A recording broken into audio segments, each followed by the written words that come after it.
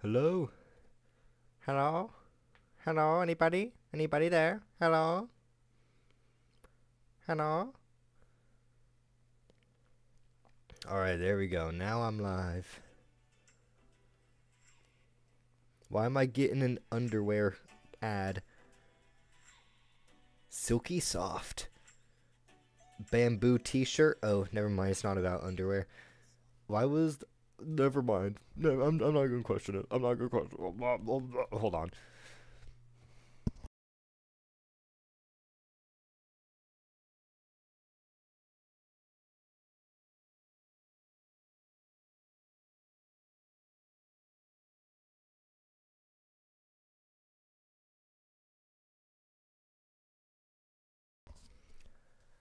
I have an important announcement for everyone today.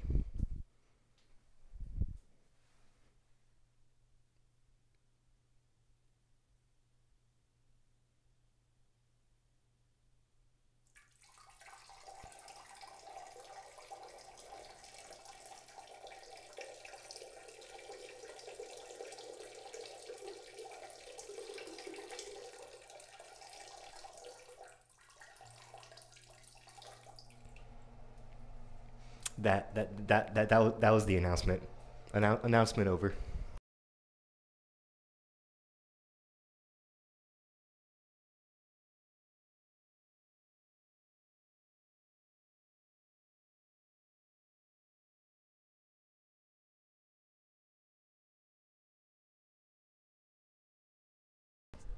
All right, I am back. I am back. Here we go. Are y'all ready to theorize? Cause I sure am. Look at this screen. What do y'all think of this screen? Hello, everyone. Clancy, indeed. Gear Bonds, welcome everyone. No, dude. Well, you're in torture for that one, bub. It was a special announcement. It was a special announcement. I'm sorry that y'all don't appreciate my special announcements. I'm sorry. Okay. Um Today we will be theorizing about FNAF Secret of the Mimic. I'm joined with a very special someone today. Mr. Mr. Mimic himself. He is right here with us. He will be with us writing our theories today. Writing our theory. He'll be here. He is here in physical and in spirit form. Except he's an AI, so he doesn't have a spirit. What am I saying? I don't know. Bam! Jump scare. Whoa! Whoa! Jump scare. Okay. Seriously though, I have some really big thoughts. Really big thoughts on this image. This image right here. And how it relates to Secret of the Mimic. How it relates to this little fella. This little fella right here. And I'm going to be sharing that today. Hopefully today's a good day. Oh, holy shit. Hey, everyone. The next game will be taking place right after Secret of the Mimic. Okay, wait, no, let's start with that. That's a good starting point. Here, let me turn on my music. Do y'all think the next game is going to still take place in the early timeline? Is that what you think? Because I see multiple options. Here's my music. Provided by the amazing Institute himself. Awesome Industry. Shout out to him. We have some detective music to go with our theorizing today. Alright, do y'all think the next game will be still in the 1970s, 1980s, or do you think we're going back to security breach times? You know, because on one hand, the plot twist, or like the cliffhanger with Cassie back in Ruin, that was like fucking, what, 2 years ago at this point? Maybe soon, like 6 years ago? Not 6 years ago. I don't know. It was 2023. And it's been a while since we've had any mention about that again. Do you think Steelwool will be finally bringing that up? Or do you think we're gonna stick in the early times for a little bit longer? What do you guys think? What do you guys think? Before that, Neo, you better tell me you remember me, Bill Cipher. Who's that? Never heard of him. Isn't he a guy from what's that show? What's that show? Rick and Morty! Rick and Morty, yeah. Most likely, I think it will be around the same time of Secret of the Mimic, and then the next game will deal with the aftermath and Ruin. Okay, but here's the thing though. With Security Breach came Ruin. Ruin was only okay. I guess, like, on one hand, I could see them go, then have the next game be back still like in early times, or what if they do that for a DLC? Because I know, I don't know what like the rules are on whether or not Steelwool games usually do or don't get DLC. But we didn't get DLC for Help Wanted 2, but maybe we will end up getting DLC for Secret of the Mimic. If so, I assume that will still be in the far past. Oh shit, it's my camera's mirrored. Far past, I mean. Gonna be multiple game releases at once. How much you want to bet? Multiple game releases? Like multiple FNAF game releases? That'd be insane. I don't know, but that'd be like a lot. It wouldn't have to. It couldn't. I don't know if it would be all Steelwool games. Like maybe a Steelwool release with like 5 laps at Freddy's or something. That's sort of what I'm thinking. Maybe DLC, but most likely another entire full past. I see what you mean. I guess the only reason honestly I feel like Ruin would have been its own game if it wasn't for the fact that it needed the Pizzaplex map. And because they already had the Pizzaplex map in Security Breach, I think that's why Ruin ended up being DLC. So I guess now so I guess it wouldn't really make sense for Secret of the Mimic to have DLC unless if they're reusing a lot of the same map or like assets or something. So if they are reusing a lot of that, then I could see whatever their next entry being an actual DLC. But if it's like brand new location, brand new characters, all that stuff, then they may as well go ahead and make it like a new game. That or game with both timelines. It has been a while. Like 6 months a while. Bill Cipher, we here to talk FNAF theories, not Bill Cipher appearances. I think it would be really cool if they began doing a sort of back and forth at this point. If they did like, here's a very old game telling the story back then, and then here's a new game in the future with the current plot with Cassie and Gregory and all them. And then it's like back and forth, like new game, past game, new game, past game. I think that would be really cool. And I definitely think there is lots of opportunities to have more, what would you call it? More story in the past. That's something else I want to talk about today. I have a lot of, I've been making a theory recently about the big blurry area between Secret of the Mimic and Security Breach. Shitpost theory, the Mimic is a trance. I could see that. I could see that. I could see that. DLC for Secret of the Mimic will maybe be showing either more Fall Fest teasers or showing the aftermath of the costume manor being cleaned up and the Pizzaplex being built, as things are rebuilt and reused. Yeah, I feel like honestly, yeah, if they are doing something with the costumes and stuff again, that would probably have to be DLC. But oh shit, I was gonna say yes. I think they could do a game in the past where we play as Cassie's dad in the sister location bunker, right? We know that Cassie's dad was at one point working in the sister location bunker before Security Breach.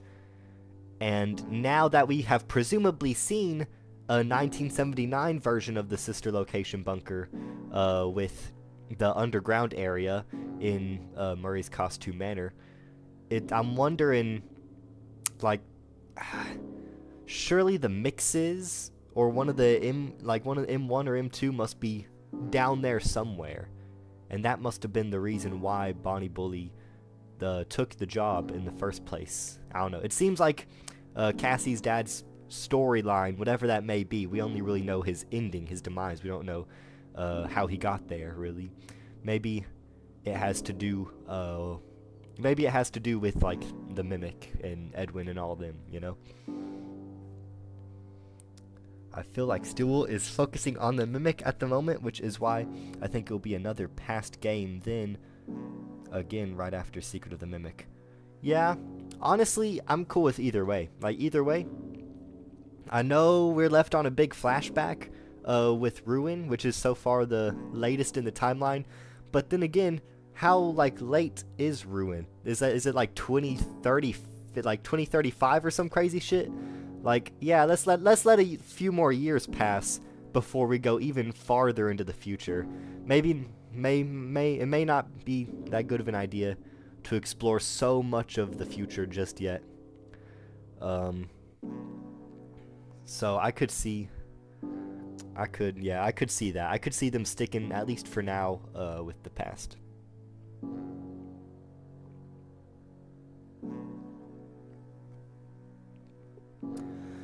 But there is one thing I'm really confused about, and I was gonna ask you guys about it because it's hard to like wrap my head around. Like, I get it, but there's something weird about it.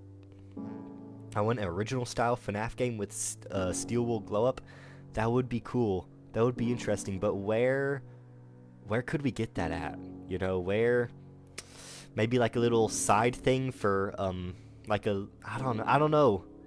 I feel like there's many locations in the Pizzaplex where you could do your own little mini FNAF mini game deal. That would yeah, and because you could do like a fucking classic FNAF 1 style game and then have it like be like multiple levels with multiple offices and shit. So it still has like the Steel Wool ambition while still feeling like classic FNAF. That would be cool. I feel bad for Arnold. Bro never got the $25 gift certificate. Yeah. Yeah. Poor Arnold. Poor Arnold. Do y'all really think that Arnold is just a normal random worker? Just so happens to be a random ass sleep deprived worker? I don't know. I feel like he probably is just normal. I guess the idea of him being Cassie's grandfather is possibly still a thing, but I feel like that'd just be unnecessary at this point. Like, I don't know if it's really needed for any story purposes. I just miss Five Nights at Freddy's having 5 nights. Buddy, I hate to break it to you, but I don't think there has ever been a FNAF game with only 5 nights. Maybe Sister Location? But even like FNAF 1 through 4, there's like 7 nights. I mean, I could see them doing a different direct, like maybe what if like for each Steel Wool game, because each Steel Wool game pretty much takes place in one single night.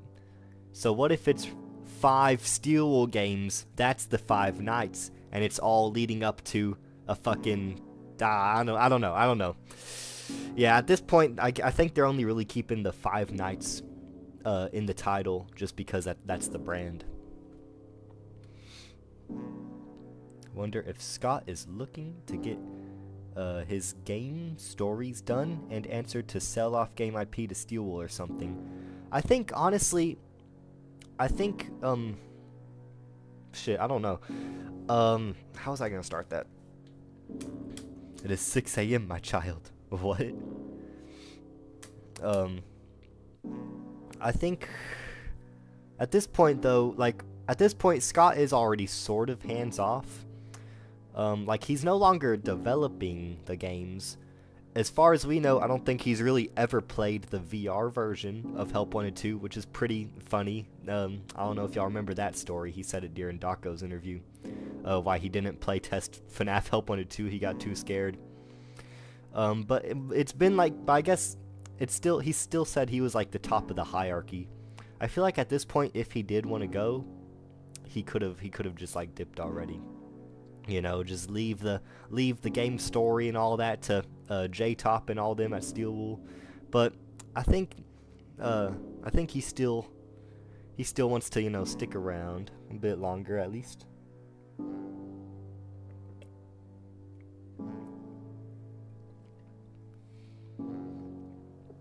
I remember fuck, I can't read. How does we go from man putting kids into costume to this mimic thing? Also, look at your streams from about 6 months ago. You should remember me. Bill Cipher, who are you? Forgot. Who's that? Who's that triangle guy? No, I think I don't know. It's interesting that the mimic is stuffing people into suits, I will say. Because, like, where is he getting that idea from? Like, you'd think, like, William Afton, we don't think we don't think William Afton started doing that until 1985. So, like, did he get the idea from the mimic?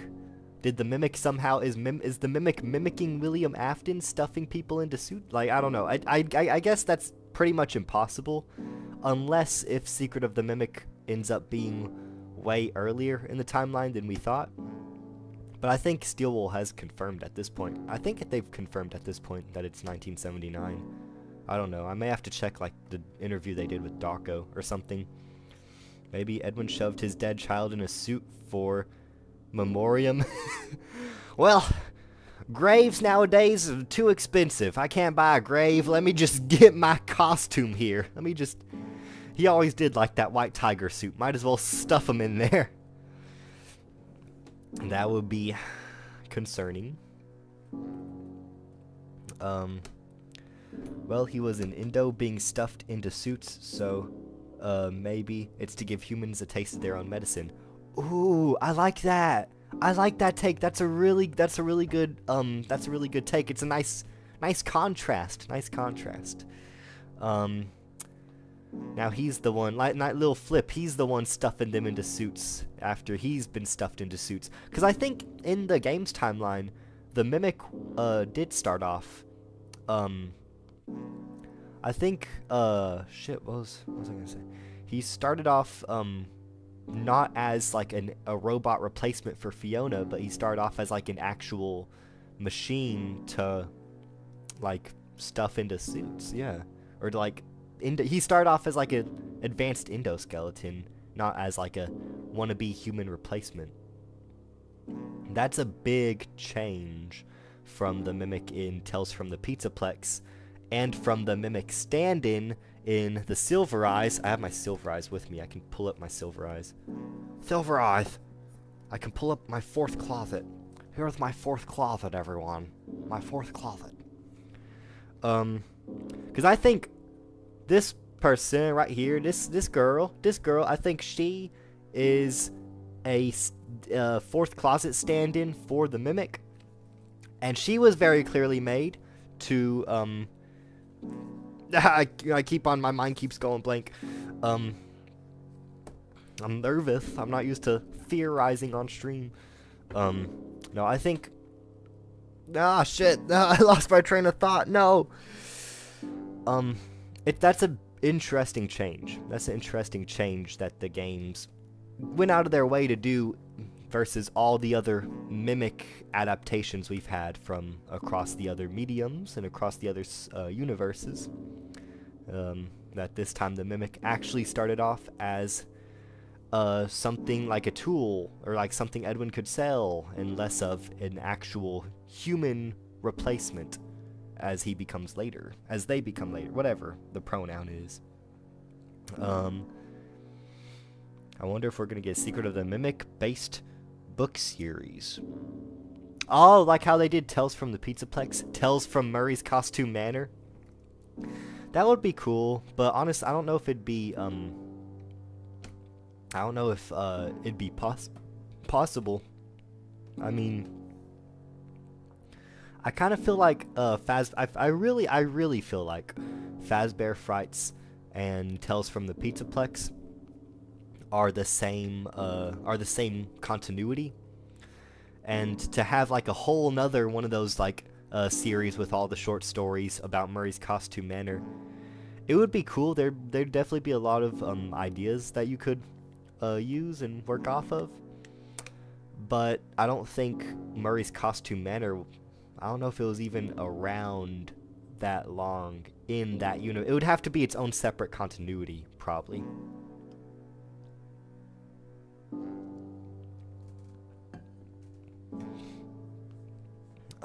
Yeah.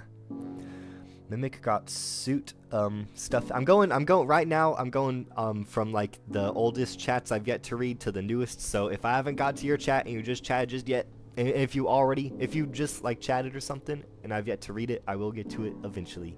I promise. Mimic got suit stuffing from Edwin. I bet that's why the puppet gives life. Kids. But do we think the puppet stuffed the original 5 missing kids?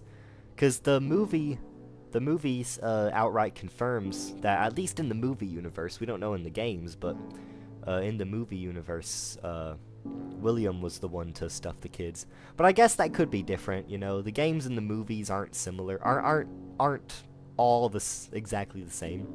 So I guess it could still be the puppet. I guess that'd be interesting, but then that brings up the question, how would the puppet be able to how would the puppet have been able to see the mimic do that? Like, was Charlie visiting the Murray's Costume Manor when she was a wee little lad? Like, I don't know. I think this may be what he was working on during David's 2nd birthday. I think Edwin had the idea for the mimic then. Oh, yeah, because he was like, no, I have, like, he was like, yeah, because Fiona was like, come out, sweetie. And he was like, no, I'm having my own, I'm having I'm creating a thing. Like, I'll be done in 5 minutes. No, yeah, that makes a lot of sense. That would give that tape a lot more meaning as well. Which is what he thought would be better than the clean. Yeah, yeah. Hello, Boca. Well, good evening. I think William straight up stole a room. I don't know how, but someone stole David's room because David's room has the same toys and other stuff from the FNAF 4 room. That's something I want to bring up. That's something I really want to bring up, right? Make this a little louder. That's something I want to definitely ask you guys, because I've watched T-Dread's video on it, and he seems to be the only person who really is questioning it much. But I'm kind of agreeing with him. Because, you know, we're seeing all of this stuff about this guy right here, and the crying child specifically. The crying child definitely has a huge connection to David, and so does Gregory. If you look in the files, or like somewhere, I think, in Secret of the Mimic, you'll see an image of David and the Mimic that's very closely resembling Gregory and Glamrock Freddy. There's a big connection between Gregory, the crying child, and David. But what is that connection? We know, at least I personally believe in the whole Gregbot theory, the whole thing about Gregory being a robot version of the crying child. But how would you explain this huge connection between crying child and David? Because yeah, they share the same room, but surely there's something more than that. There's got to be something like, there's got to be some sort of supernatural, spirit connection between the crying child and David. Yeah, hope maybe later on in the theory I'll get more. Maybe later on in the stream actually I brought this specifically for that topic because I have some thoughts I want to share later on. I brought this because I want to ask you guys a question about it, get y'all's thoughts on a theory I have about it. Like 90% of them would take place outside the manor too, and not related to it. Yeah. I think the puppet may be a stand-in for something. I don't know what yet, but I have a feeling. Like the original puppet, or like the puppet schematics in Murray's Costume Manor. I think most endos are based on the Mimic. Most of the FNAF, yeah? Or I feel like probably Henry made the like FNAF 1 or like endo, I don't know. All that's a lot more confusing now. The who made what of it all. It definitely at this point seems like William's more of the businessman, and Henry's more of the genius inventor. But it seems like Edwin was also quite the genius inventor himself. Oh my God, there's so many chats. Thank y'all so much for tuning in. I believe the only animatronics capable of possession are the ones with mimic AI. Do we think the mimic's possessed somehow? I've seen that going around, that M1 is possessed by Fiona. I could definitely see that being the case. I could definitely see that. I don't know. It's kind of confused. I feel like would Fiona still be possessing? Well, I don't know if M1 is even in the mixes machine anymore by the time Ruin comes around. I feel like it's a pretty safe bet for now to say that Fiona is somehow possessing M1, just because we know that in like I think there was some other stuff in the game that mentioned how like Edwin's trying to replicate M1 but can't, and he doesn't know how it worked. Maybe that's what that was the sort of thing, that was why it wouldn't work, because it doesn't have a soul, doesn't have the soul of a dead person inside it. Plus the painting of David of him on the hill with M1 mirrors Gregory on the hill with Freddy. Yeah, that's such a fucking it's making me wonder, like, for a while I would think that Gregory is a robot version of the crying child. Honestly, I was thinking multiple thoughts. I thought maybe the crying child is a robot version of David. No, I'm just kidding. I think that would be a bit too convoluted. But I'm wondering, right? It's really odd that William Afton has a child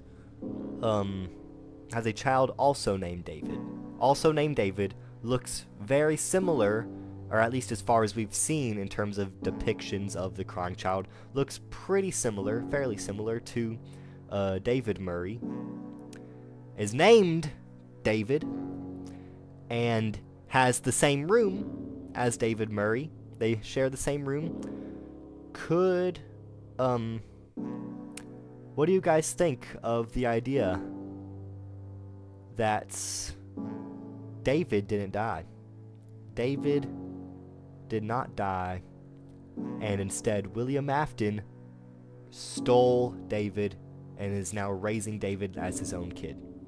Because if you remember back in the FNAF movie, we saw him kidnap like a younger kid as well with Garrett. Who's to say he didn't do something sort of similar in the game, but instead of just killing him, he's raising him for some reason. I guess the only reason I'm not fully on board with that idea just yet is because then that brings up two questions. First off, who the fuck is that Tiger Rock in the little underground area? You know, if not David, then who is that? And second off, why? What would William's motive be for killing a kid? I guess you could just say he's like crazy or psycho, and that can be his motive, and that's fine. But what would his motive be for kidnapping and starting to raise David as one of his own? Like, what would that be about? Like, what? Why? And so that's why it's like it's really confusing, because like that seems on the surface like it could work, but then you have those two questions sort of arise from it, and so it doesn't really seem like it fits anymore. Yeah, also the pictures of the mimic and David on a hill looking at the factory is very yes. Connection between the crying child and David is that they are both dead children. That is they are both crying dead kids. One yeah, that's it. The end. But it's also weird. It's super weird, right? I feel like David died around 5th birthday, maybe aroundish.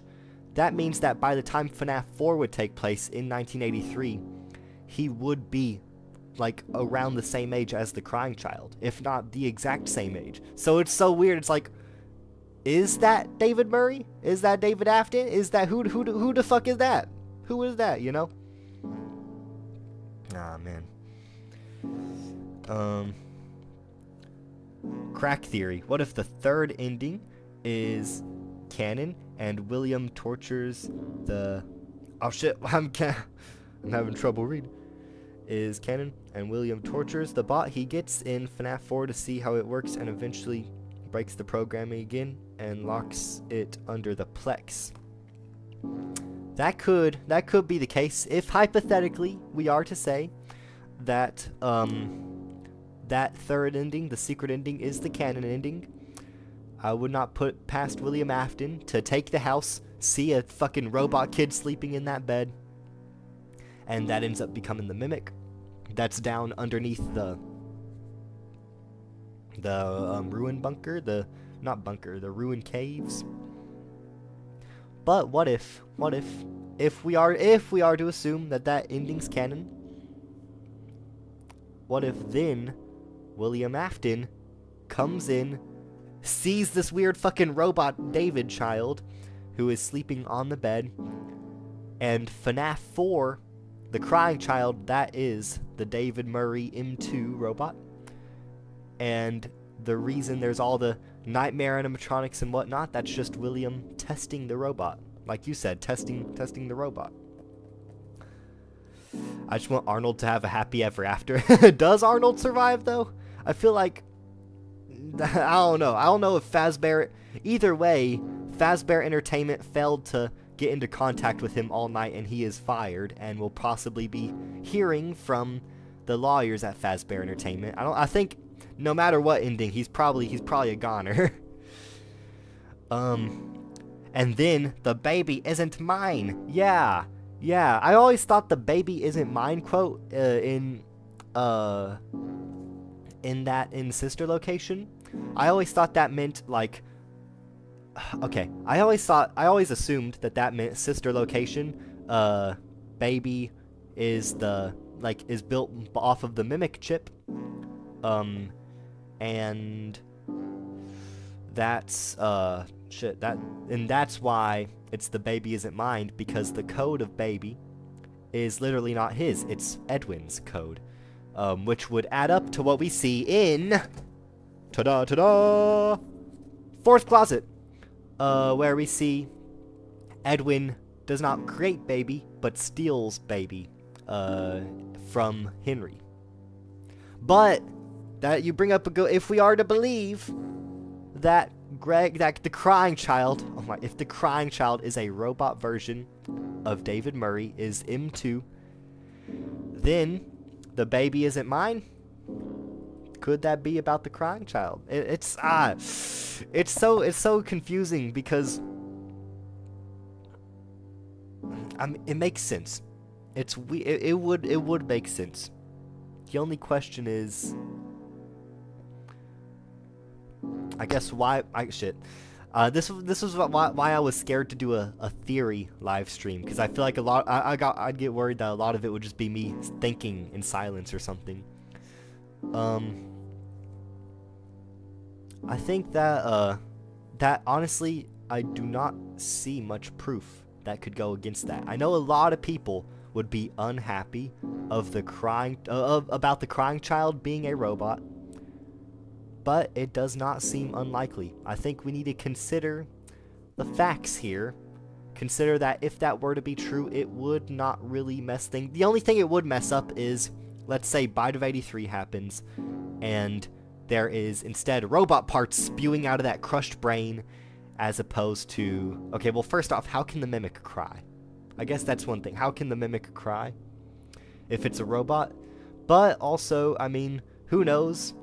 Who knows how advanced robots turning into humans are already in the FNAF lore?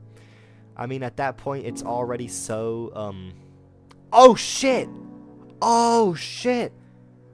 In sister location, we see the heads. I always keep on going back to the human heads in sister location.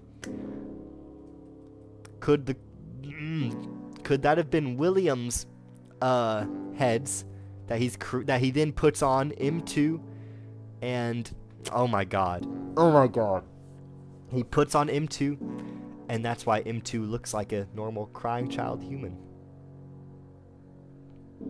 To be fair, we don't know how robotic or not robotic the crying child may look, considering that our only depiction of him that is not an artist drawing in like a in fucking this book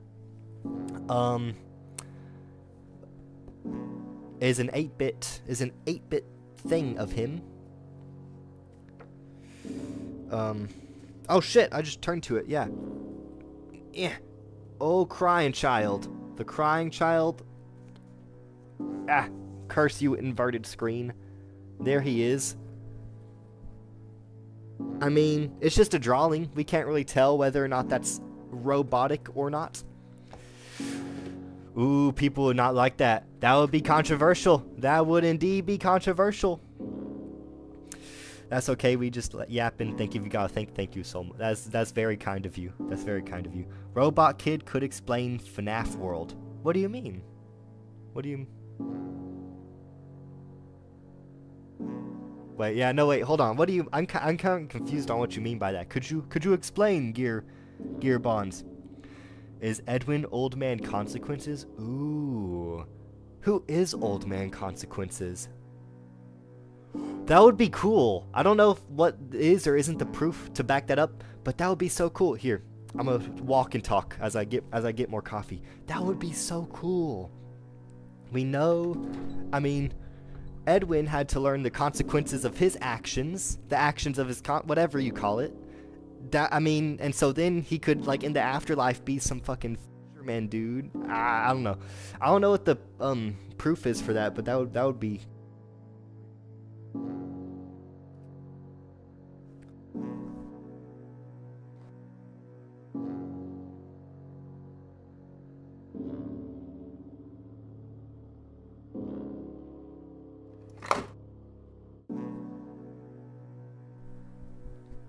That would be really cool story-wise, but I don't know what the proof would be for that. What does Old Man Consequences represent? He is also the old man in Princess Quest. We gotta keep that in mind. The red old dude in Princess Quest, that most likely resembles Old Man Consequences. Hello. Hi, Angel Theory. Yeah, another shitpost theory. Gerson from Deltarune. Gerson is Old Man Consequences. Gerson from Deltarune appears in the next game because of the fourth wall. Because of the fourth sister. Wait, what? Gerson appears in chapter 4. Maybe. Maybe. Cassidy died at Fallfest Fire with Secret of the Mimic. It's the same Fallfest. With Secret of the Mimic, it's the same Fallfest Fire of Fiona. Huh. I could see some other important people dying in the Fallfest Fire. I don't know if it would be Cassidy, though. I think, because the Fallfest Fire we know happened way back in 1979. But if Cassidy's one of the missing children's incidents victims, then we've been going by the idea that takes place in 1987. Yeah, no, fuck, 1985. Based off of what we hear in Into the Pit and how weirdly specific they were about the date in that original book. FNAF World Brain, aesthetic plus animatronica. Oh, that would be cool. Fucking the brain is the animatronica. FNAF World is the M2 chip. Having multiple AI-esque NPCs along with the line, what happens put there affects things. Huh. Oh, what happens there affects things in here. Yeah. That I don't know how canon or not canon FNAF World is, or how much in continuity FNAF World is. But I could definitely see FNAF World somehow connecting in it with it like that. What happened to Glitch Trap? Glitch Trap. I feel like Glitch Trap. Okay, Glitch Trap was originally some like old code that they scanned in for the original Help Wanted. I think Edwin said, not Edwin, fuck, Rytoast, I know two very different people. Rytoast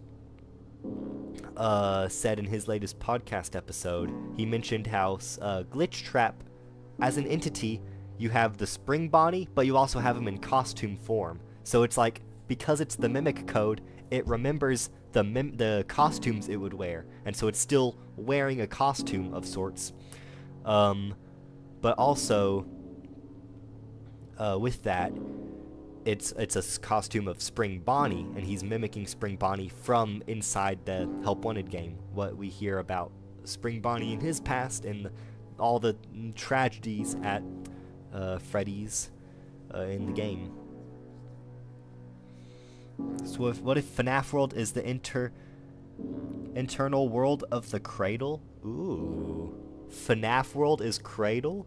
FNAF World does feel like a cradle, if that makes sense. Very baby-like, you could say, I guess. Huh. That's, so yeah, that's interesting. The cradle could be FNAF World.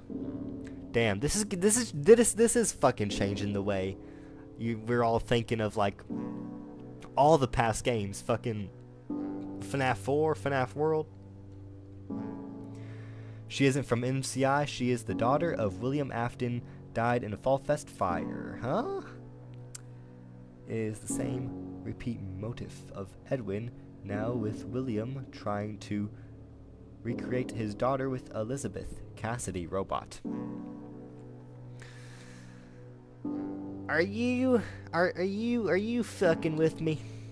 Are you fucking with me? Wait. Sort of side note. What do y'all think now that Tell's Games has been officially deproved? Now that Tell's Games has been officially debunked. What do y'all think of the theory I made? I made, really, Gibby's Horror Homestead made a while back, with the release of the Week Before book, about how Cassidy's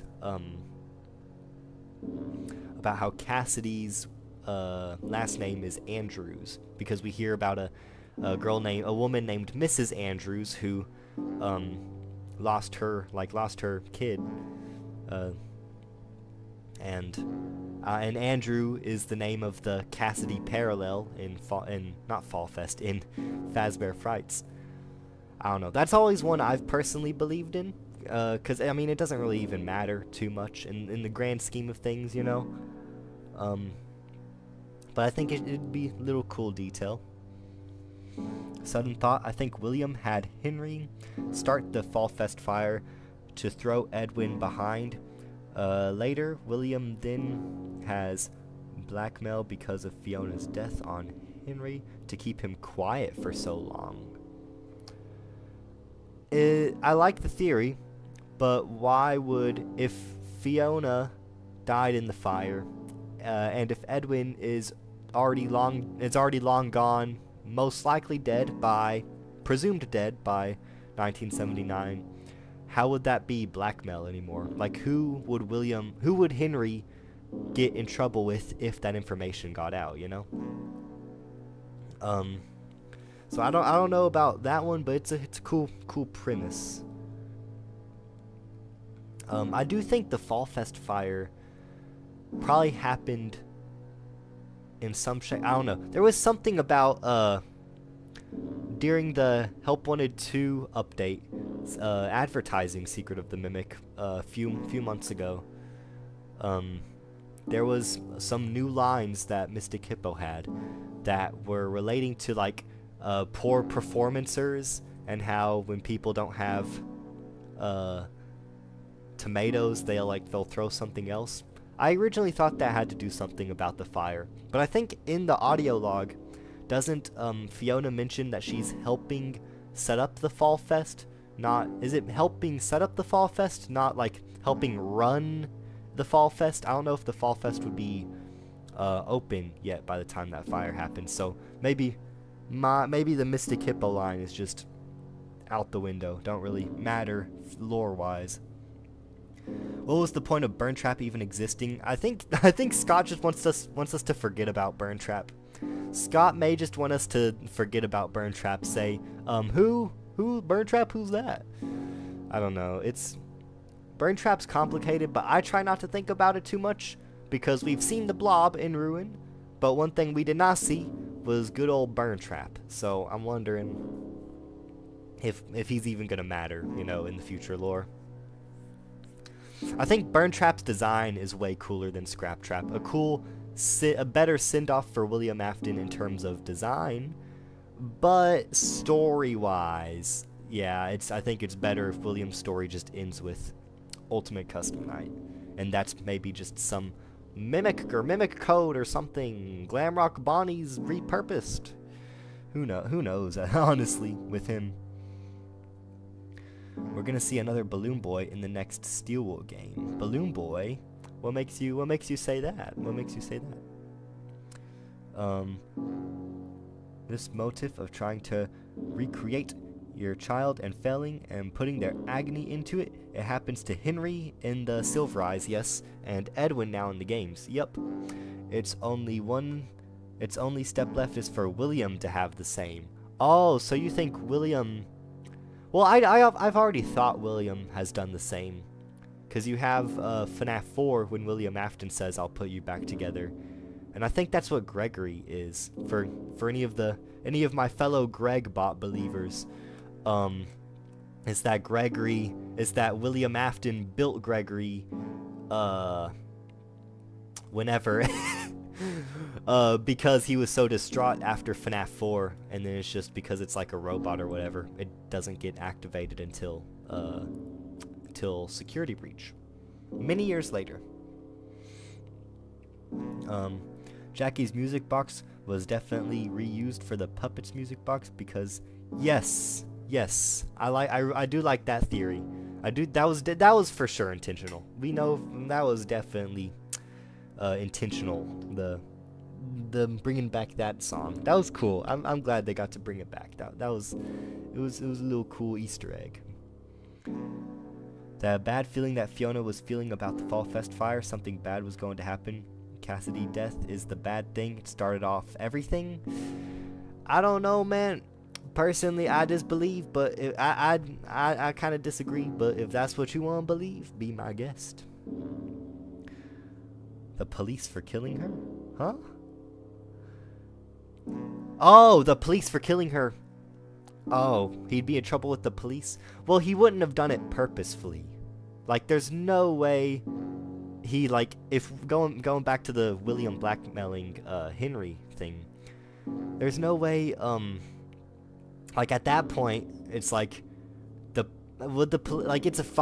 fire killed Fiona, not Henry. Unless if William Afton, like, is running dramatically out of the Fall Fest fire, and then he sees Henry, and he's like, William, or he says, Henry, look over there, and he pushes Henry, and William, or not William, Henry bumps into Fiona, and Fiona comes tumbling down. Oh no, save me! And he comes tumbling down, and then Henry's like, oh no, I killed Edwin's wife. And William's secretly there. William does a dramatic turn to the camera. What do you think of that? That's my new theory. Do you think it'd be funny to see Balloon Boy again? Oh, yeah. If it is a past, they could bring back some of those characters. If it's a past, if the next installment is still later in the timeline. Do you think the redacted puppet designs like the hand puppets or the puppet. Oh, you mean like hand puppets or the FNAF puppet? I guess considering with it is like the rest of Freddy in them, I'd assume it means the puppet, like the FNAF 2 puppet. That's what I assume. That's my first assumption.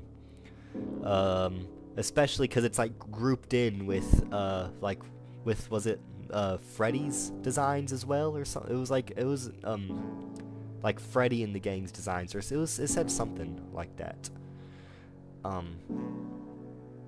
Yeah. So I am curious though what those extra designs are though. What the new and improved models, you have the ones that Edwin's been building, and then which is probably the FNAF 1 animatronics. And then you have the new designs, which are frankly creepy according to Edwin Murray. Could that I heard Merch Review Springs, I think is their name. They said that that the Wizards could have been. It looks like there's a withered Freddy head attached to the Mimic's sort of conglomerate of FNAF characters that he wears by the end of the game. And so could the Wizards have been the new, creepier designs that Edwin was talking about, which would like the unwithered version of the Wizards. What if Tales books were what interviewed people were stating and or newspapers reported on? Huh. What do you mean? Like Tales from the Pizzaplex is the in-universe fake rumors and dilemmas that they hear? I could see that. I don't know if I don't know if it's that connected though. I don't know. I don't see how that could. I don't see how that would necessarily affect anything. So that could be the case. Elizabeth timeline really makes no sense in the FNAF movie. The existence of Vanessa, where you need Elizabeth to be devourer of Circus Baby. So how does it work? I don't think Circus Baby is a thing in the FNAF in the FNAF movies. I think with the FNAF movies, I think Scott's just gonna stick to that one trilogy, and then that universe is gonna be that and no more. And if there are gonna be any more movies after that, it may be like a different universe or something. Next future FNAF game will take place on the FNAF universe moon. Freddy in Space. What was that? Wasn't that like a charity game? Freddy in Space 2, I think, was the charity game. I think the first Freddy in Space was just like a troll game Scott had. Also, in Jackie was destroyed by the door. A detail is that her eyes kind of resembled the tears of the puppet. I did notice that. It reminded me of specifically Nightmare, the Nightmare puppet. Which I don't know. There's been a lot of weird Nightmare puppet imagery. Nightmarionette. There's been a lot of weird imagery towards them in Security Breach, and so I'm wondering if that's also some extra imagery towards them in the new game. Maybe we will see them in the VR release. See who? Oh, the puppet designs and stuff? That would be cool. Like with the VR release, add some extra stuff that if you do this extra bonus content, you can access the schematics. I feel like at the time being, if there was anything in the schematics, people who are like going into the files and stuff would have already found it, but they can always add it. Like maybe that's what the DLC is gonna be. those redacted files. I'm so excited. I'm so excited for the VR release. I'm gonna fucking play the shit out of Secret of the Mimic in VR, dude. I can't imagine how scary it's gonna be. It's gonna be awesome. By the way, how is the music? I'm gonna fucking play this shit. Okay, at least y'all can still hear me. That's good. I didn't want the music to drown out my voice or anything. How many famous YouTubers are canon in the FNAF universe? Let's see. Markiplier is a worker at Fazbear Entertainment. Maybe also, Bowen. Well, who is the fucker? Who is the fucker's name from Tales from the Pizzaplex? Who is like the CEO, like the board, head of the board or whatever. That could possibly be Markiplier, but at the very least, he's an ad spokesperson dude for Fazbear Entertainment. Matt Pat's canon in the there's so many YouTubers canon in the movie universe but that's a whole different universe, you know. FNAF 4 in 1983. The empty room still need owner someone. It can't be Elizabeth or Bear Plush. I think it's just David's room. I think that's the room for shit. The secret for I think David had that room before, and then the crying child took over. Whether or not the crying child is a robot version of David Murray, who knows? Who knows?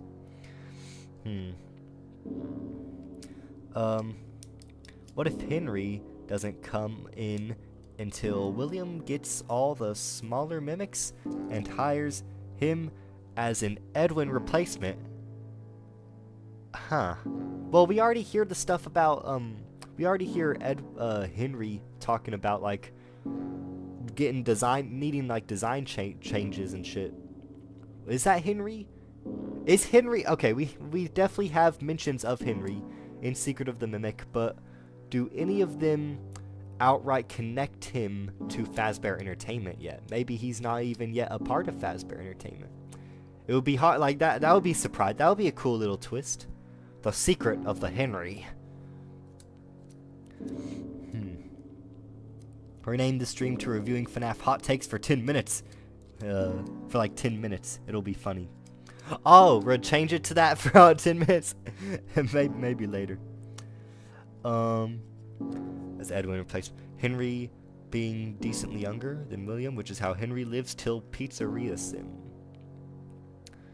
I don't think it seems out of the ordinary for any of them to really live up until because Pizzeria Simulator's only 1983. No, shit. What the fuck am I saying? It is 2023. And my dad, who is, he's 50 now. I know he was alive during 1980s and 70s. I don't know. Some math could solve that for me. But I'm too dumb. I don't know math. I don't know math.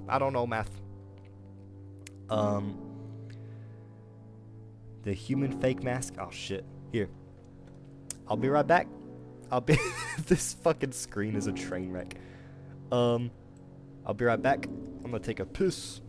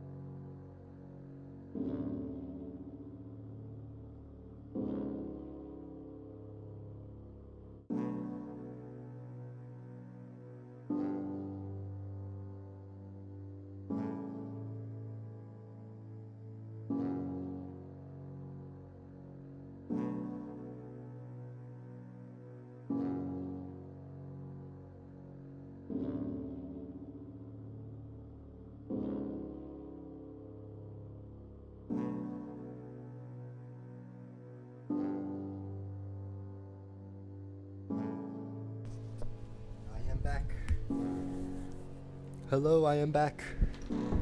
There was also one other thing I wanted to mention about where Murray's Costume Manor is located, but let me catch up on y'all's chats first.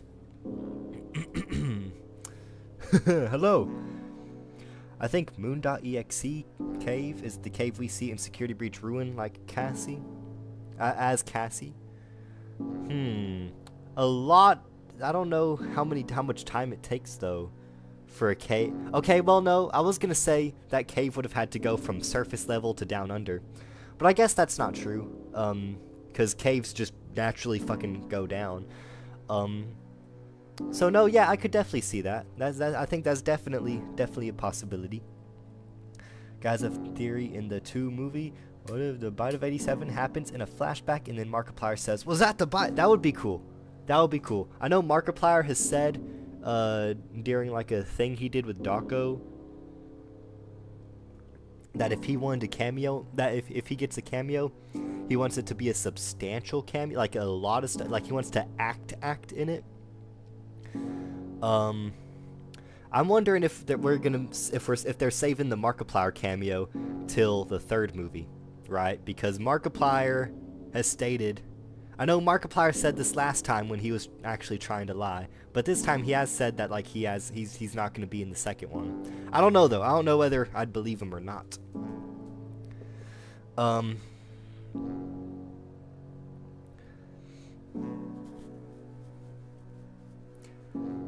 More hot take, less theory.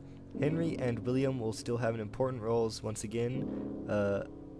Once we deal with all the Edwin and Mimic backstory shit. Yeah. I think they still have important roles now. I mean, we're getting name drops of them, emails of them. They're partially a major, not partially, a major reason why Edwin's company failed. I could definitely see. I think they've yet to. I think they still have an important role. So Edwin and Springlocks worked. So Edwin Springlocks worked, but had to have people. Henry's designs were the ones that could be in animatronic mode too. Oh shit! Yeah, I didn't even think about that. And that was what the water is sensitive. Okay. Huh. Well, I guess do we know whether or not, like, maybe does Edwin's no wait. Okay. Does Edwin's Springlocks have a animatronic mode to them? Surely they do, cuz otherwise why not just do like suits and not like, I think that's the whole point of Springlocks, to be both animatronic and suit. So I feel like surely Edwin's also has animatronic mode in him. I saw a sign in Secret of the Mimic today while I was playing where it says water and Springlocks don't mix. Yes! If only William could see that poster. So Edwin and Springlocks, yeah. Okay, I want to mention one thing. I want to mention something. So, I think at this point we can all safely agree that Edwin's mansion goes on to be William's mansion. That little bunker thing he has goes on to be the sister location bunker. The only thing is though, Murray's Costume Manor. For a long time, and no, I think it's still pretty safe to assume that the sister location bunker connected William Afton's house to Fredbear's Family Diner. But in Secret of the Mimic, it connects back to fucking Murray's Costume Manor, not Fredbear's Family Diner. So I would say this means that we've yet to see Fredbear's Family Diner, like Fredbear's Family Diner is yet to be built. But then again, why are there the audio logs about people wearing Springlocks? Why are there the posters about Fredbear's Family Diner? We see the posters of Fredbear's Family Diner. Why are the posters there if Fredbear's Family Diner has yet to exist? And how could Murray's Costume Manor have been replaced with Fredbear's Family Diner? We know later on that the Mimic is way down underneath the Pizzaplex in the fucking cave system, is either the sister location bunker, way bigger than we thought, and connects to both Murray's Costume Manor and Fredbear's Family Diner, which is somewhere else, or did they somehow just fucking speed run over like a few years, tearing down Murray's Costume Manor and shoving Fredbear's Family Diner there? But if that was the case, why? I don't know. It's confusing. It's confusing. Why would Okay, in security, on top of all this, literally on top of all of that, you have the Pizzaplex. The Pizzaplex, which is on top of that. We assumed, we know for a fact that the Pizzaplex was built on top of the FNAF 6 location. And we also have assumed that the FNAF 6 location is a repurposed Fredbear's Family Diner.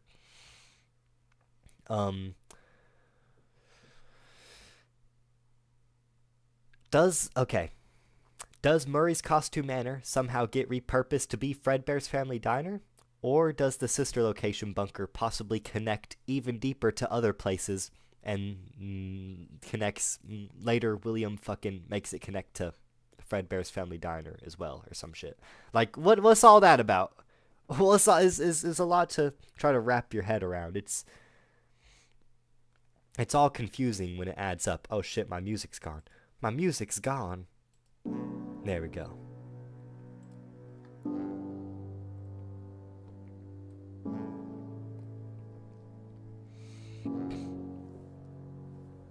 I feel like there's one more major character in the trio of Afton, Emily, and Edwin. Who could that be? Edwin? Not Edwin. Phone Guy? Phone Guy? Could Phone Guy join the little gang, the little boy band? Y'all, everyone got going there. Jeez, I don't like my hair. Why is my hair so bad? I counted 5 technicians that Fazbear sent before Arnold came, and 50% of YouTubers barely noticed them. Cool. And I assume there's even more. I assume there's like even more than just those 5. It's just like it's just like you maybe can't get to where you see them. You know, I think it's just implied that there's even more. I wonder if William used something like the sister location robots to do the digging for connecting. Oh, Fredbear's Family Diner. Yeah, that could. Or maybe he stole Edwin's schematics to build it. I don't know. He stole Edwin's schematics to build a robot that would do the construction for him. I don't know. All of that is really confusing. Like, I'm still not fully on board on the idea that he had to then proceed to connect Fredbear's Family Diner to the sister location bunker, because like but how else I mean, it's not like fucking Murray's Costume Manor is in the middle of nowhere, and it's not like it's gonna connect. It's not like they're gonna be able to tear down all that shit so quickly. But if the game, depending on which ending we get though, if it ends with a fire burning down the entire location, that would give them an easy way to start doing Fredbear's Family Diner right there instead. William would have access. Oh, thank y'all for the hearts. William would have access to the location, to the building. Huh. Okay, never mind. I guess the only thing for Fredbear's Family Diner to be built where Murray's Costume Manor once resigned, after a fire, after a fire, then that would just have to mean that the posters that Edwin has for Fredbear's Family Diner are just early early shits, and they've yet to actually... I could see that. I could see that. We know that Fall Fest has happened at this point in time, and then that leads... Like, eventually that leads to them planning to do Fredbear's Family Diner as an permanent restaurant. Fucking going from some... yeah, from some festival thing to now doing their own thing. And it's just like maybe Edwin's just doing them posters early. Okay, but then why is there the FNAF 1 building? What then? Well, yeah, why is there the FNAF 1 building under there as well? You know, why would that be there if Fredbear's Family Diner has not even been built yet? You know, that was what blew my mind so much.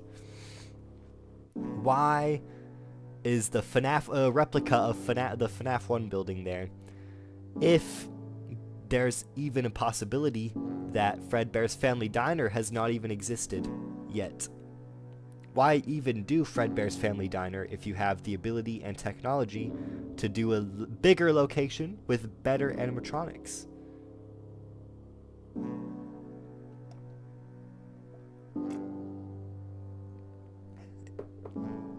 Who the fuck knows? Who the fuck knows?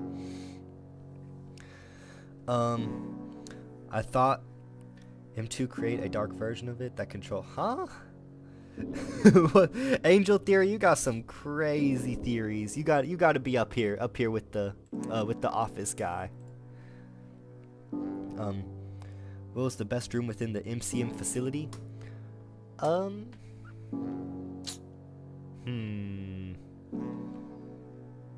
Maybe the big top room. That was a really good scary room. There was a lot of good, just a lot of good rooms in general. I liked the layout of a lot of that. Probably the scariest is the down bunker looking area with fucking Tiger Rock. I thought that the pizza restaurant we saw in MCM was a repurposed place we use in... Oh, was a repurposed place we use since Henry was clearly trying to be cheap. Yeah. And so that means that, yeah, I think that's why everyone would assume it's, we saw it in MCM's purpose place. Okay, but the one we see in MCM is the FNAF 1 location. So that would mean that sister location, that would mean that Pizza Sim is repurposed FNAF 1 as opposed to, but that's all the way down there. Like how do you get your stuff to be like all the way down to that like little cave area? Like I don't know if that really makes too much sense.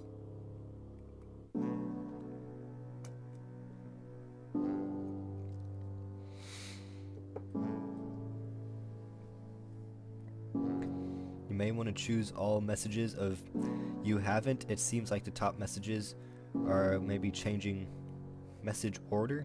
Uh-oh. I know I'm not seeing all of y'all's messages. I'm sorry.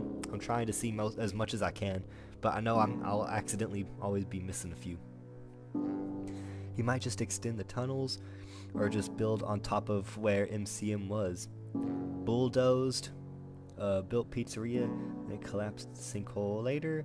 It's when they refined the prototype pizzeria.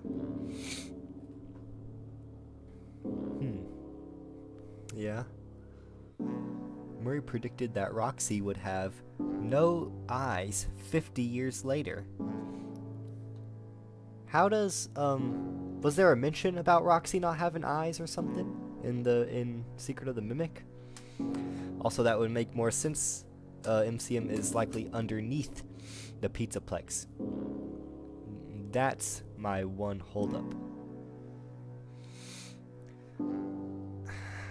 Okay, yeah, because in Ruin... Okay, well... It's odd because... No, it makes sense because Pizzaplex is a big fucking place, right? And we see directly underneath the Pizzaplex, albeit Cassie does have to go through a huge, weird cave tunnel.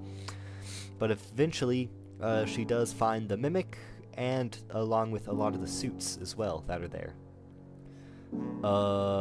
Intel's from the Pizzaplex, the suits were transferred there from some other location. But I don't know, that may be different for the games.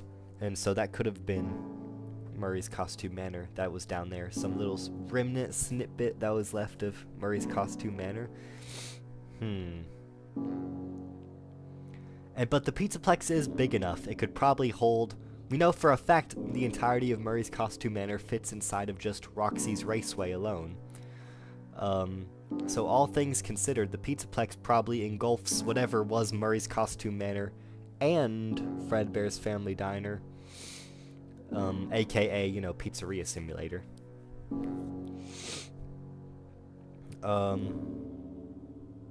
Yeah, and maybe even the Afton House, but maybe not. Who knows? Well, the Afton House was up on a hill. They would have had to get rid of that hill in order to engulf the Afton House as well in their Pizzaplexness. Another thought: what if the Fredbear's Family Diner we see connected was a mock-up for William's experiments with the Mimic? But what is William's experiments with the Mimic? What would that be? What would those experiments entail? I don't know. There's so much.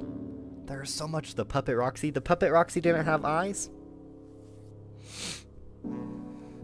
I thought Puppet Roxy did have eyes.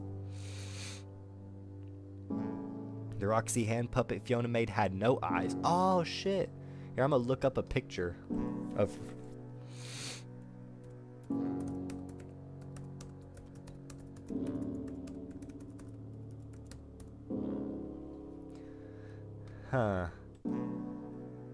Let's see. Show me the picture, not the fandom page. I just want to see the picture. Yeah, eye patches on both. Ah, that's fucking cool. That's cool. That's nice. Yeah, fuck yeah. That's just some good fucking design choices from Steelwool's part. What's up, Ghost Cuber? Thank you for joining our theory talk here. Wait, is Roxy Raceway literally on top of where MCM was? And that's why they said about the size? Well, it depends. We know for a fact Roxy Raceway was below Pizzeria Sim, and we assume Pizzeria Sim was repurposed Fredbear's Family Diner, or built on top of it, possibly. Was Murray's Costume Manor also built atop that same exact location, though? As for, I don't know if it would be specifically the Roxy Raceway. Like, on one hand, that does add up, but on the other hand, usually Steelwool is very iffy. Well, no, actually, usually it's just Scott that's very iffy on having lore reveals or lore hints in interviews. Usually it's Scott that's iffy about that. Steelwool has actually tended to give away some lore details during interviews. So no, that would make sense. That I could see them accidentally. The reason they said that is a little lore hint. Yeah. Where MCI died, it was the Freddy above ground or prototype Freddy. They never find the bodies of the kids. I'd assume Freddy above ground, just like in the movie and stuff, you know. Wait, is Roxy Raceway literally?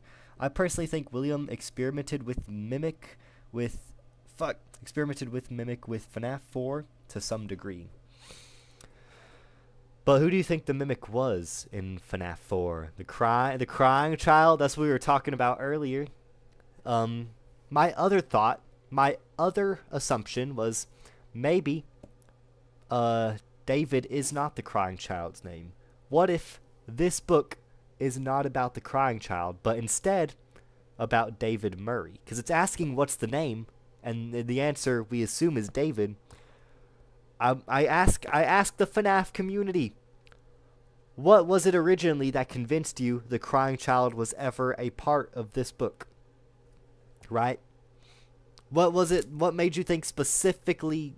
What made you just know that it was the crying child in here? That may be a dumb question. I made you need to look back on some past theories and stuff to see what people thought back then.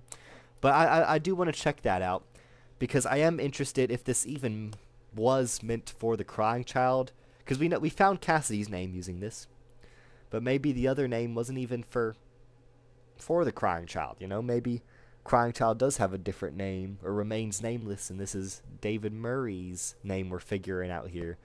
Not as a crying child name reveal, but as a tease for the future lore that Scott had planned. I don't know. That's a bit out there, though. I understand why that y'all may not agree with that one.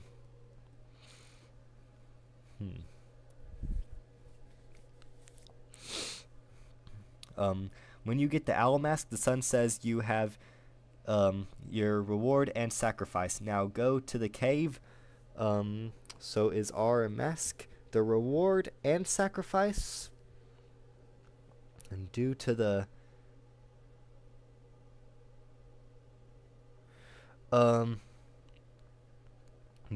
death of the baby owl.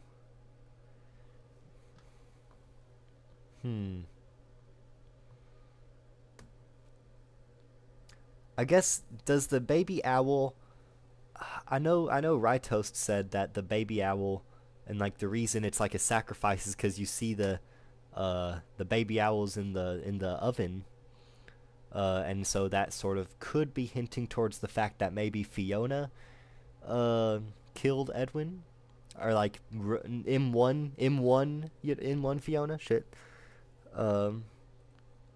purposefully killed Edwin. So not Edwin, killed, fuck, no, I'm getting my names mixed up. David killed David, so that way like sort of a whoopsies, let me open this gate so you can get out and die, and so I can have a robot child instead of a human one. Because then she also provokes Edwin to be like, hey, you know, you should like totally make a robot. You should totally like make a new robot, right? You know how it worked with me, right? You should make a robot, yeah. Like that could have been robot Fiona's secret little plan, but I don't know. Moon.exe has a lot of like more metaphorical stuff to it. You know what fucking blew my mind though? Speaking of like Moon.exe and all that imagery and stuff, this fucking blew my mind. It was in T-Dread's video about the Gregory and Crying Child David connection. You know what Fiona says? First lines we hear of Fiona in Secret of the Mimic is a death-defying dive, as the robot otter or something, or some shit, seal otter, whatever it is, jumps, or like does a fake jump and then like goes into like the bucket of water in the little opening show that you get, the opening introduction. Now, we all know the sun has a lot of imagery towards Fiona. Fiona represents the sun represents whatever you want to call it. You know what the sun does? You know what Sun does whenever we first meet Sun? Sun does a death-defying dive. Just like Fiona says when we first ever hear her. Sun is up on his little castle and does a death-defying dive into the ball pit, where he then jump scares us in Security Breach. So did Sun/Fiona/M1 kill David and it wasn't an accident? I'm not sure, since there isn't really a motive. Yeah, if there is a motive, it would have to be like a secret secret of the no, it would have to it's not one I fully believe in yet. I think I'd honestly have to wait until like maybe some future installment might give us more information on that. But I think it's a possibility, right? That possibly Fiona wanted to have a robot child and not a human child. Oh shit, I'm already out of coffee. Oh no. Steel needs to give us a new game after the cliffhanger and ruin. We can't go 2 years without knowing if Cassie lived from the elevator crash. That would be such a fucking like slap in the face if it's like, oh yeah, Cassie's dead. by the way, she died. And it's like, what? We waited 2 years for that? Yep, she dead. I mean, I think I already mentioned this earlier in the stream. I think it would be cool if there was a sort of... Wait, did the music stop? No, it's because I closed out of Google Chrome. It would be cool if it's like the next game's like in the future, and the next game's back in the past, and then they just go back and forth, future and past, you know, for the game releases. Here, I'm trying to put the trying to get my background music back on. Give me my background music. If Cassie died, then would she possess Roxy? Possibly. I mean, I could see that being the case. Possession is a thing. Despite all the weird AI bullshit, this series did start off with some paranormal possession. She absolutely lives, and she is together with Cassidy, Golden Princess, plan to torment Gregory for fun. We're gonna torture Gregory now. No, I think she does live because it seems like M2 purposefully pinned her against Gregory as like purposefully was like trying to make her hate Gregory, right? Trying to make her think that it was Gregory that killed her. And so that way she could be like the new Vanny and attack. I talked about this some in my Future of FNAF commentary video a while back. Well, not too long back, like a few months ago. I feel like Cassie is probably going to become the next Vanny. And then Gregory and the gang may have to save her next or something. Who knows? Shit. Yeah. I like that theory. Moon.exe is programming in Indo to Sun and Moon law, and he is split creation and destruction in one. That was a really interesting line. In the Moon.exe. The whole you are creation and destruction sort of thing. I do wonder if eclipse, like what does eclipse mean now? Now that you have like, cause to activate eclipse, right? You had to put the jammer thing. You had to shove it into what is it called? No, what is it called? Into like he had a little thing at the back of his head that you had to put it into. Very similar to like how you do with the parachute.exe in Secret of the Mimic, which I found pretty interesting. You know, then it turns the sun and moon into eclipse, a mixture of sun and moon, just like how when you do parachute.exe into M2, it turns them into David, which is in a way David could be eclipse because, you know, genetically David is half the sun, Fiona, and half the moon, Edwin. So that's a cool little parallel. Don't know if it means much. Gregory and Cassidy are playing deadly insane hide-and-seek for decades. Cassie was crying in Escape the Pizzaplex. Huh? That is true. I think she did cry in Escape the Pizzaplex. Escape the Pizzaplex was such a good book. I don't get why people hated it. Everyone just looked at the leaks and was like, oh, nope, it's bad. It's like, come on, man. Give it a chance. What else was I going to mention? So this stream took a bit of a turn. Okay, no, wait. I also want to mention another thing. My next theory is probably going to be about the Bonnie Bully. And how what he was doing in between Secret of the Mimic and Security Breach. And okay, so shit. We know for a fact that he worked at the sister location bunker at some point in time, based off of past evidence. We never knew why, But now knowing that the Mimic, both M1 and M2, probably had access to physically enter and go around the sister location bunker, or what would turn into the sister location bunker, could that mean that while all the past FNAF games was happening, meanwhile Cassie's dad was having his own little side story, side plot outside of the main games, where he's out here trying to stop the Mimic and whatnot? I could see that being the next past game, next game that takes place like in the past again. I could see that, and it's just his story of him. Maybe he was working with Henry, considering that Mixes was in like Henry's area. What was it, Henry? What was that, Henry's area? In sister location, in not sister location, in shit. When we see the Mimic in ruin, was the huge thing of concrete and shit? No, that wasn't. That wasn't. That couldn't have been. Cause the whole burn trap stuff. That's where we saw Henry. That's where we saw like Henry's location at, where he would proceed to burn everyone in FNAF 6. That's where he saw Henry's area that he had in his labyrinth.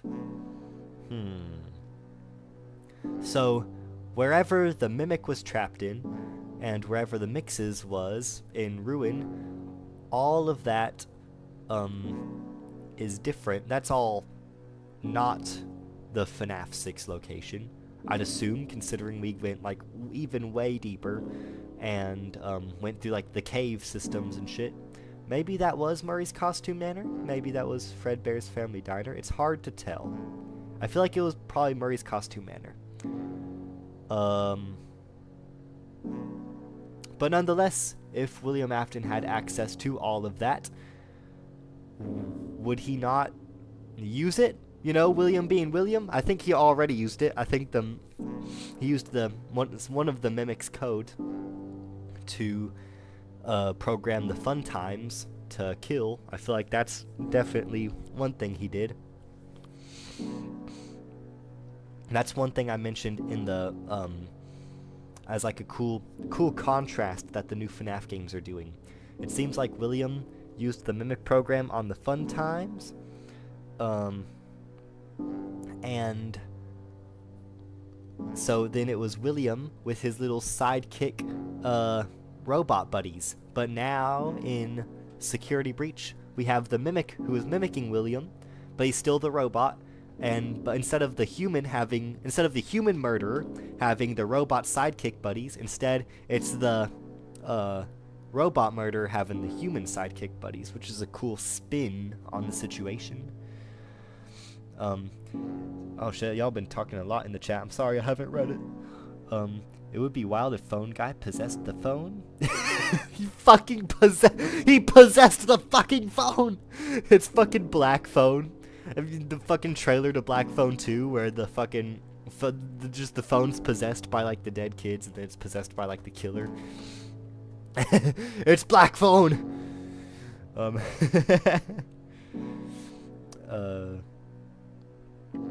Have revenge on communication devices. So Bonnie Bully would be a kid during Secret of the Mimic. Yes, he would. Yes, a teen during the party. Yes. That is correct. Sister location is selling robot kids. William is gaining an insane profit from it, even though he hates Circus Baby for a strange reason we don't know yet. Angel Theory, are you on drugs? Are you on drugs? I'm just kidding. I'm kidding.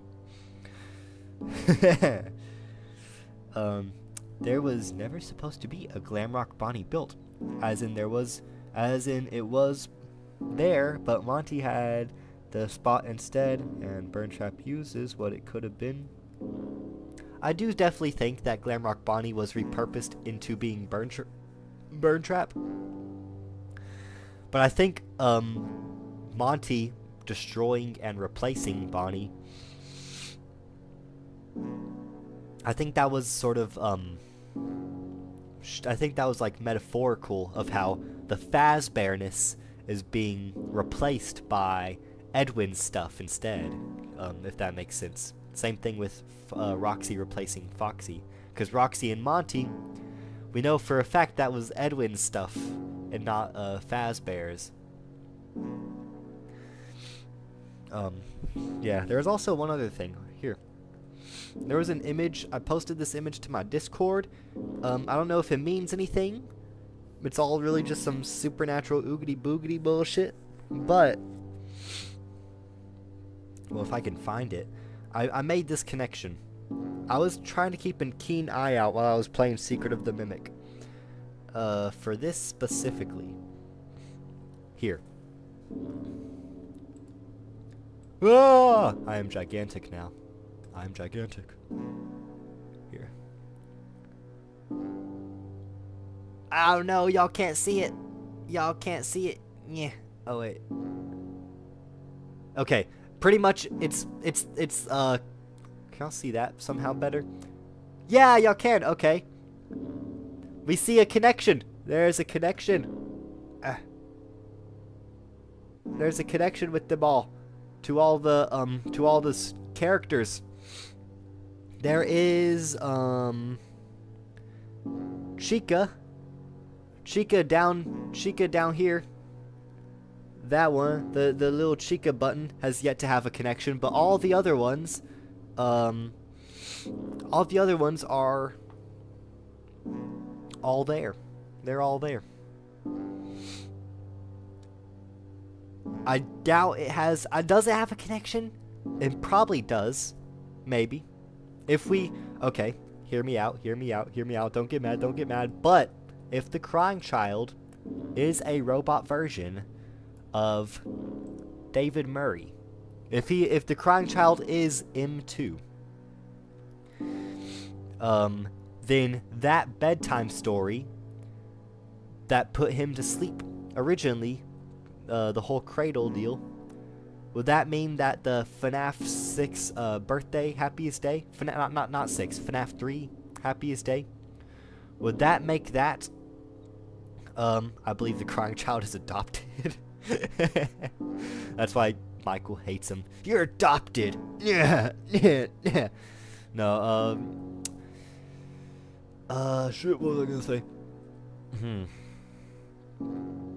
That would be, like, I guess that would make Happiest Day a sort of supernatural, spirity version of Cradle.exe, which would make sense if Crying Child is M2. I'm just saying.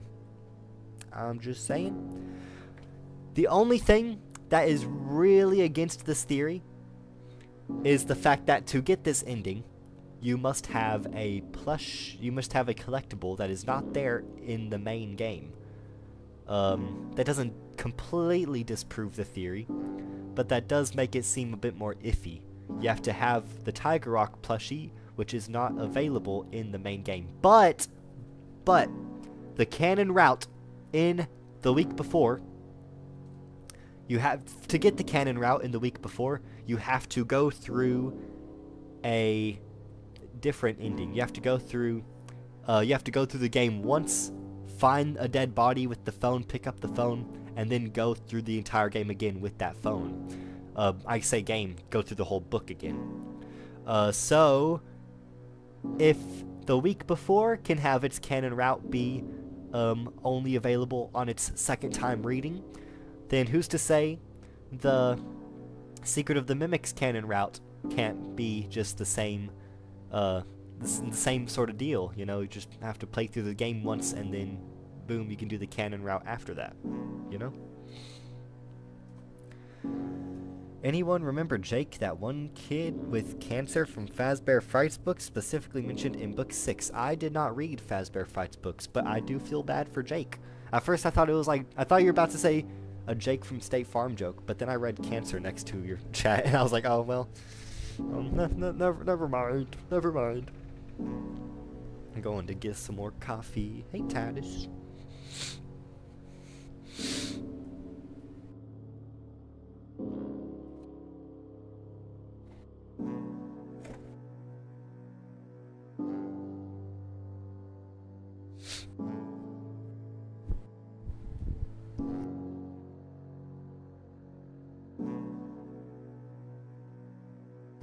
Here, I'm just gonna go ahead and put it on the Be Right Back screen. I should have done that. I should have done that.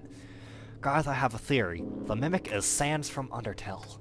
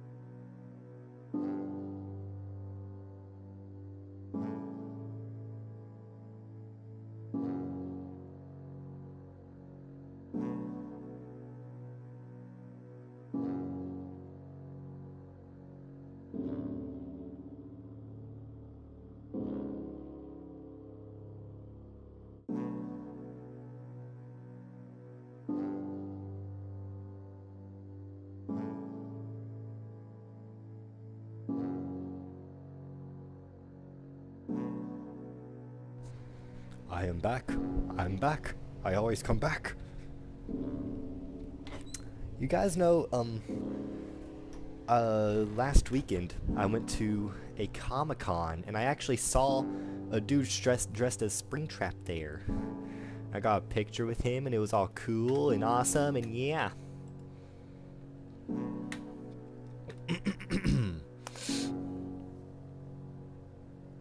So, let's say, hypothetically, this is the case. And I do release a theory about what we've spoken about today, about the crying child, and how the crying child is really just M1 that William Afton made into a human boy. And then Gregory, I guess that would just make Gregory a robot version of M2 instead of the crying child. But same thing, pretty much. Same shit. What would you guys think about that? What would you guys think? Would that be a bit too... Would you like that? Would you not like that? Would you say it's stupid as in a stupid story decision? Or would you say it's stupid as in the evidence to it is stupid? Because, like, my thing is, I see all the evidence here. And I think, like, man, it seems out there. It seems crazy. But I don't think there's nothing saying it's not possible. I've yet to hear anything that could disprove it, which is concerning. I'm not saying that I want that to be the case either, but that may just be the case. Scott may have retconned the crying child into being a robot. Trust me, I'm a Steelwool developer. Let's hear what the Steelwool developer has to say. The crying child is a corpse with M2 inside of it. Ah!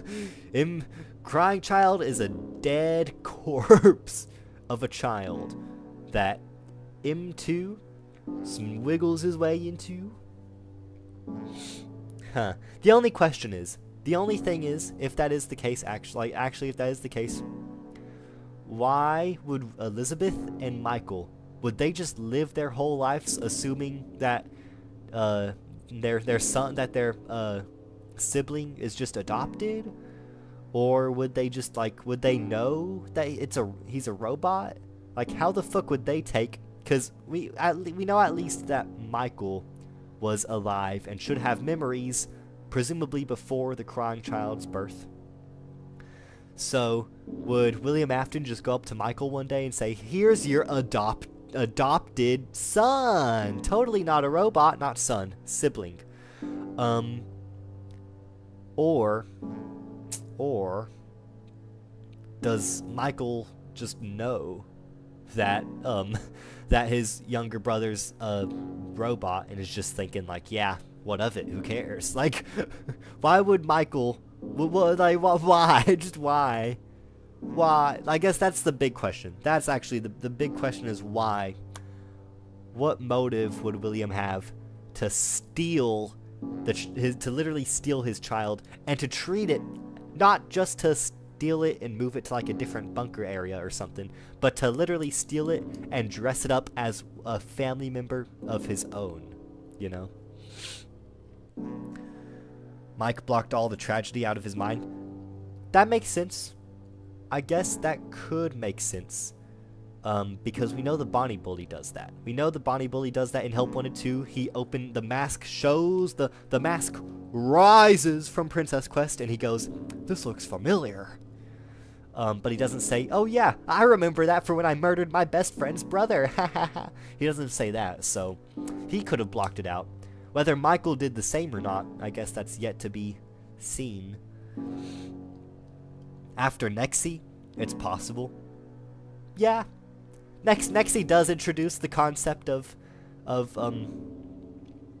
very young robot children.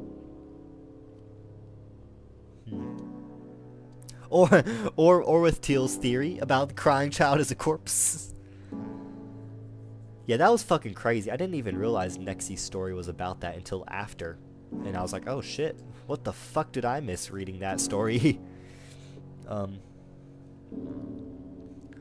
Baby William pretended to have an affair, so his wife left, and now he has another kid. And the baby isn't mine. That's fucking... yeah, and that's about like the crying child and shit. I'm thinking he just wanted an excuse for a divorce, so he's like, I'll say this child's an affair child, why not? That's his excuse for a divorce. William is too dignified to have an affair. William is the type of guy who's so selfish he'd have an affair with himself. William, I think, like, gets... Based off of, like, the Dead by Daylight dialogue, I think William, like, almost, like, gets off on his own, like, spookiness. He's like, yes, fear me! I'm the fun one! It's like, dude, you are a cartoon villain. You are a British cartoon villain. I'm thinking it's just showing all the similarities of young children with bad fathers, all the connections of God David. I've seen a lot of people say that it's like, oh, well, because they're similar, you're meant to pass your thoughts of trauma from this character onto this character, and it's like, wait, really? Scott would Scott do that in a universe that is very clearly established robot children? Would Scott do it not once, not twice, but twice? One with Gregory and the Crying Child, and then one with Crying Child and David? I don't know.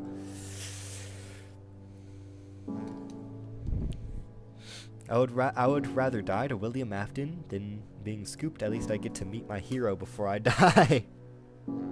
Damn. You're in the midst of getting murdered. Hey!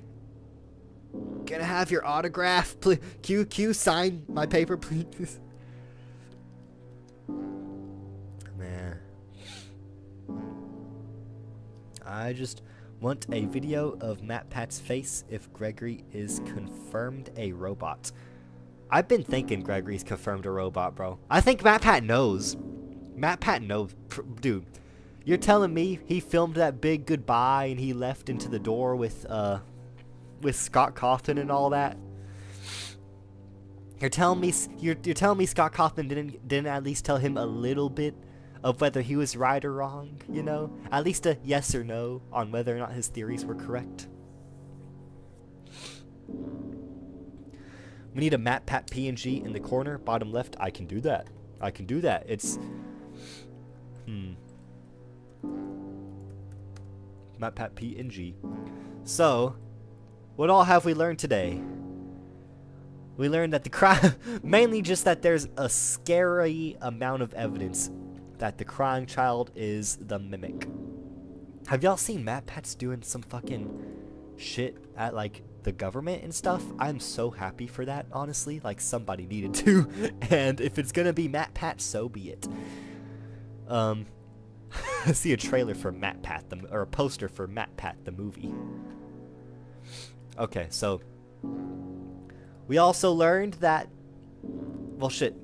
We also learned that if the canon ending has MCM burning in a fire, then that could have been the location where Fredbear's Family Diner was built on. It's a little weird, that we have Fredbear's Family Diner posters before it's even a building. But I guess that could just be, I don't know. That's still such a weird thing. That's such a weird thing to have, you know.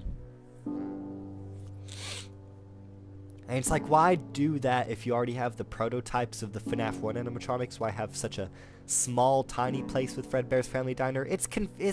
Yeah, I don't know.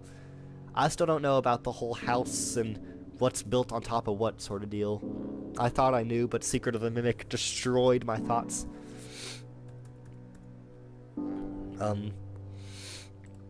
Yeah. I'm surprised. Okay. I wanted to try to today figure out more about Bonnie Bully. Here's her map pat, by the way. Here's your map pat. Here's your Matthew Patrick. I know, we all miss him. I miss him too. Game theory's not the same without him. Don't get me wrong, I love Tom. Seems like a very nice, very British man. It's just the whole operation seems so much more corporate now. All the channels just feel so much like a fucking, I don't know. It's not the same.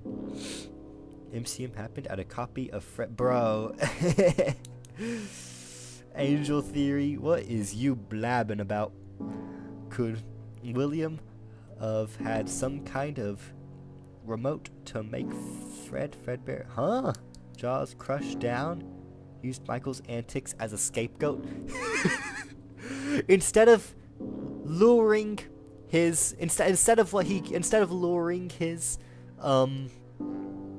his robot crying child to a disclosed location that he very clearly has in the sister location bunker, and killing him then, or deactivating him then, he proceeds to blame it all on his other son, give his son unforgettable trauma.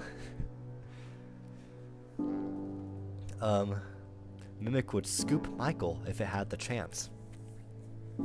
I think Baby is the Mimic. I think Baby has the Mimic's code, so technically, yeah.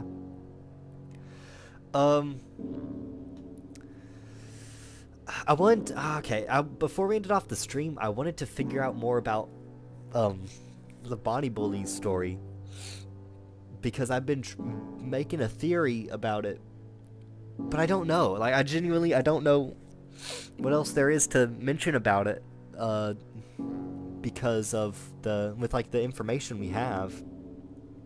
We know that he worked at the He worked at the sister location bunker, and the sister location bunker had direct connection to both the Mimic endoskeleton and the Mix's machine. By the time we reach security breach, the Mix's now looks like a digital blue bunny. Looks like Bonnie, which we know Bonnie was the Bonnie Bully's favorite, and so I think that was definitely, without a doubt, Cassie's dad who changed up the Mixes to look like that.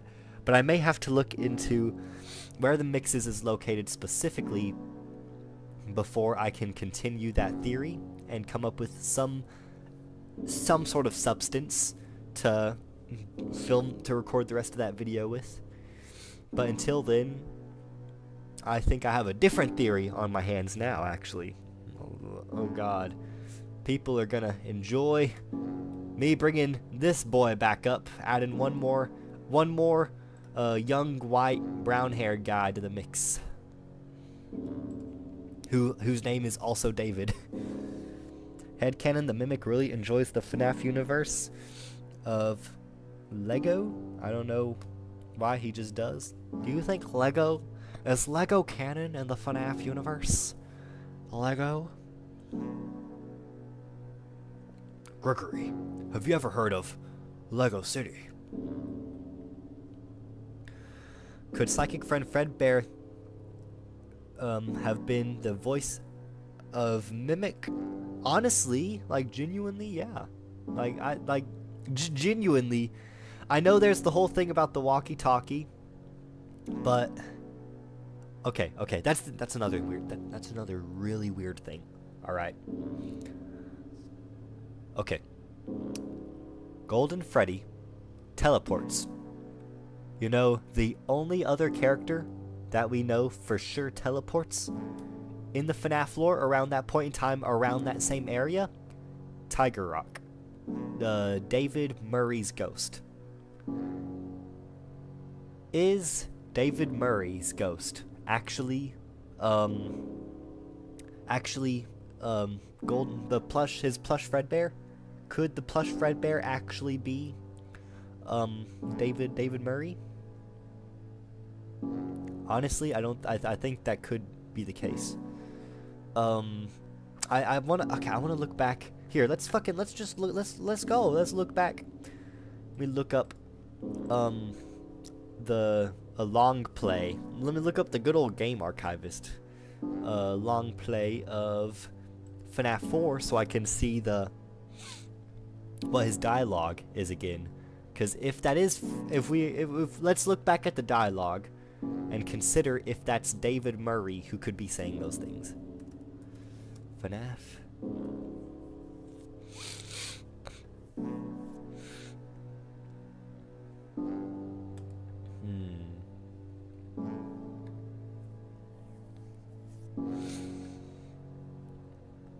It's just, okay. If that is Nightmare, okay, hold on. Like a good neighbor, State Farm is there. I was gonna say that. There? I was gonna say that. Then you need to be using Motion Array for your videos. No, fuck off Emotion Array. I'm not gonna use your shitty bullshit.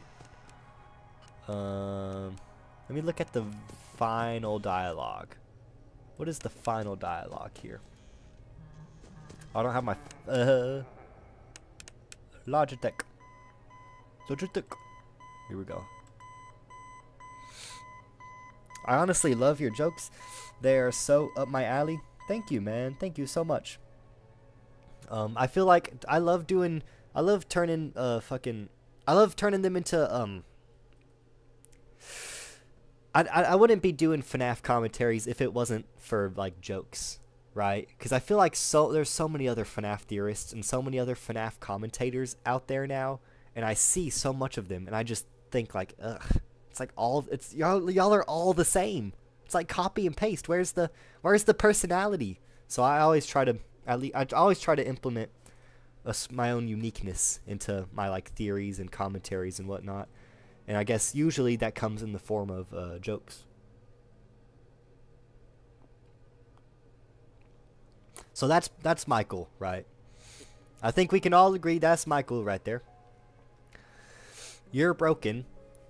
We are still your friends. Do you still believe that? I'm still here. And it is specifically, I will put you back together. That line has a different color, and for a while we've assumed that's William Afton, who's like, I will put you back together. And then boom, you have Robot. But who's saying the other lines? You know, who's saying the we're still your friends and whatnot? That's Fredbear. Could that be David? Could that be David? What if Fiona made Cradle to swap M2 into the mix? Okay, wait. Fiona made Cradle to swap M2 into the mixes, and this taught the programming to switch bodies, which is how Glitch Trap takes people. I could see that, but it's also like, what would the... Oh, shit. No, yeah, no, she would have a motive for that, because the motive would be to whatchamacallit? It would be to like get David to possess a human, and then he can be all alive and stuff again.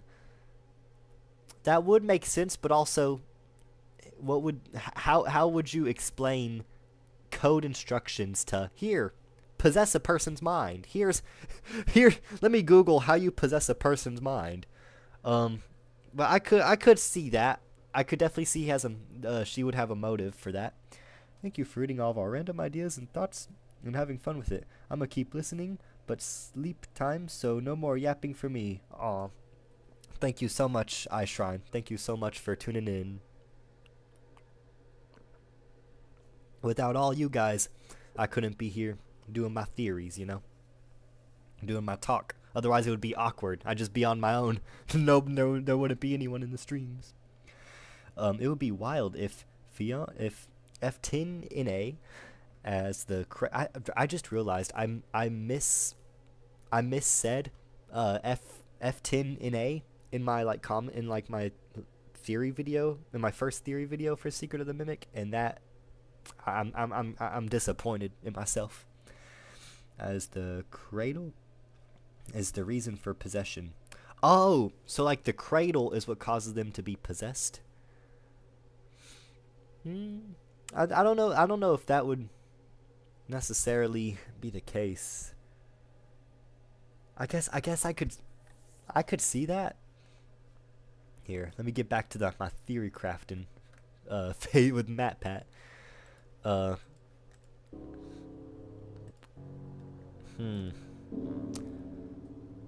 Okay, so then with that in mind, then that would mean that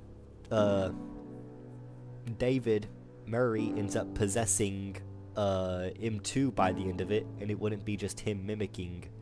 I don't know. I feel it wouldn't be him just mimicking David at the end. That would genuinely be David. I don't know if there'd be much of a reason to that though.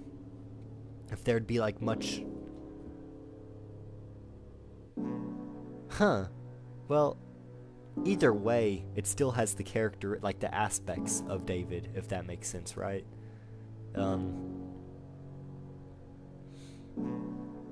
Yeah, it would just. Either way, it wouldn't really affect much, because M2 is already sounding and like acting like David in that ending, anyways, where we get the cradle to him. Lullaby and Goodnight will forever haunt my dreams. That was so weird. That was like so trippy.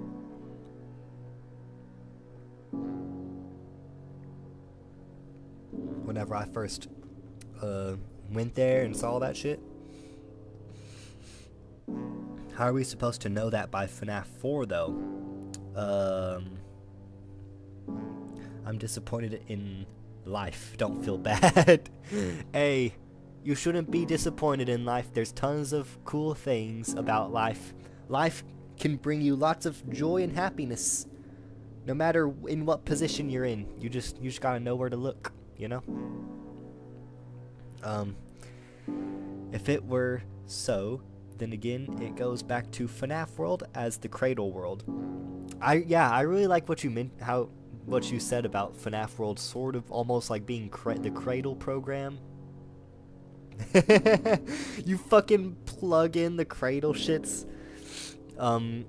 into the Mimic, and then it just fucking, like, you just zoom in on his face, and it's just like fucking FNAF World playthrough. I'm gonna turn that into a meme. I'm gonna turn that into a meme gag for my next commentary video. Last thing, isn't the Lullaby and Goodnight song also known as Braham's Cradle?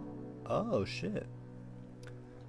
I did not know that. That's really cool. If it is. Do y'all think that that's the Mimic down there? I've heard so many different thoughts about it, like mainly just people divided, whether it's the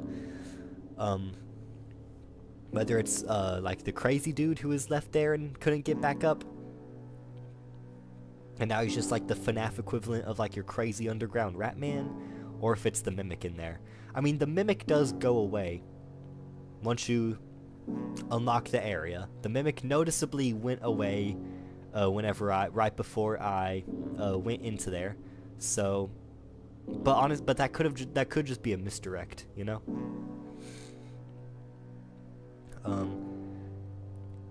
Version 1. Every FNAF animatronic and variant. Gerson Solos. I think Gerson Solos everyone. Teal. Yeah, but there are too many people and they suck. Huh? Oh, in life, too many people? Hey, not anymore. You know, it's actually been reported that the population number is starting to decrease. It's starting to go from like ooh to just start ooh a little bit, because a lot of people are now coming out. You know, they're coming out of the closet, and you know, when you have a person in love with somebody of their same gender, that means they're not gonna make babies, and that means that like is genetically impossible, and so that means less babies as a whole, which means more resources for everyone. Hey, you see, bright side to everything. There's a nice little bright side to everything. The cradle confuses me because F10N4 says it's bigger than anything Edwin's ever made, but if it's a mixes like the F10N4, then wouldn't have already made one? Well, I guess either it would be an even bigger, like greater version of mixes, or I don't exactly know if it would be a mixes. Like, what defines a mixes? No, right? No, it said that it was a mixes in the ending, right? Whenever we got the reveal of what mixes is, what mixes stood for, didn't it say? Okay, huh? Maybe it's just like a bigger mixes. Like, I mean, at the end of the day, M1 has been M2 is mimicking more people than just Fiona. M1 seemed to stick to just Fiona, and so with all the different mimicking personas and stuff, it probably took a bigger piece of code to sort all that weird mimicky junk out, you know? weird techie stuff. Is the cradle moon.exe? I think it's somehow related to moon.exe. I don't know if it would be moon.exe specifically. All that tends to go into more weird supernaturally techie stuff, and it's hard to theorize and think about that stuff if we don't really have specific rules and science put in place to all that. Oh, thank y'all for the hearts. But maybe we do, and maybe I'm just stupid. Who knows? That could very well be the case. The cradle is moon.exe. It's what fixes M2. No, yeah. I know that. I forgot. I was so... Oh, wait. I knew that fixed the mimic, but...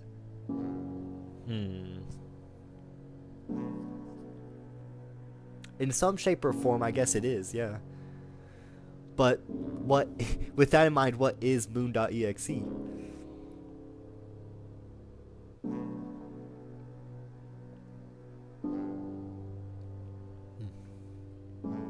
Big question, though.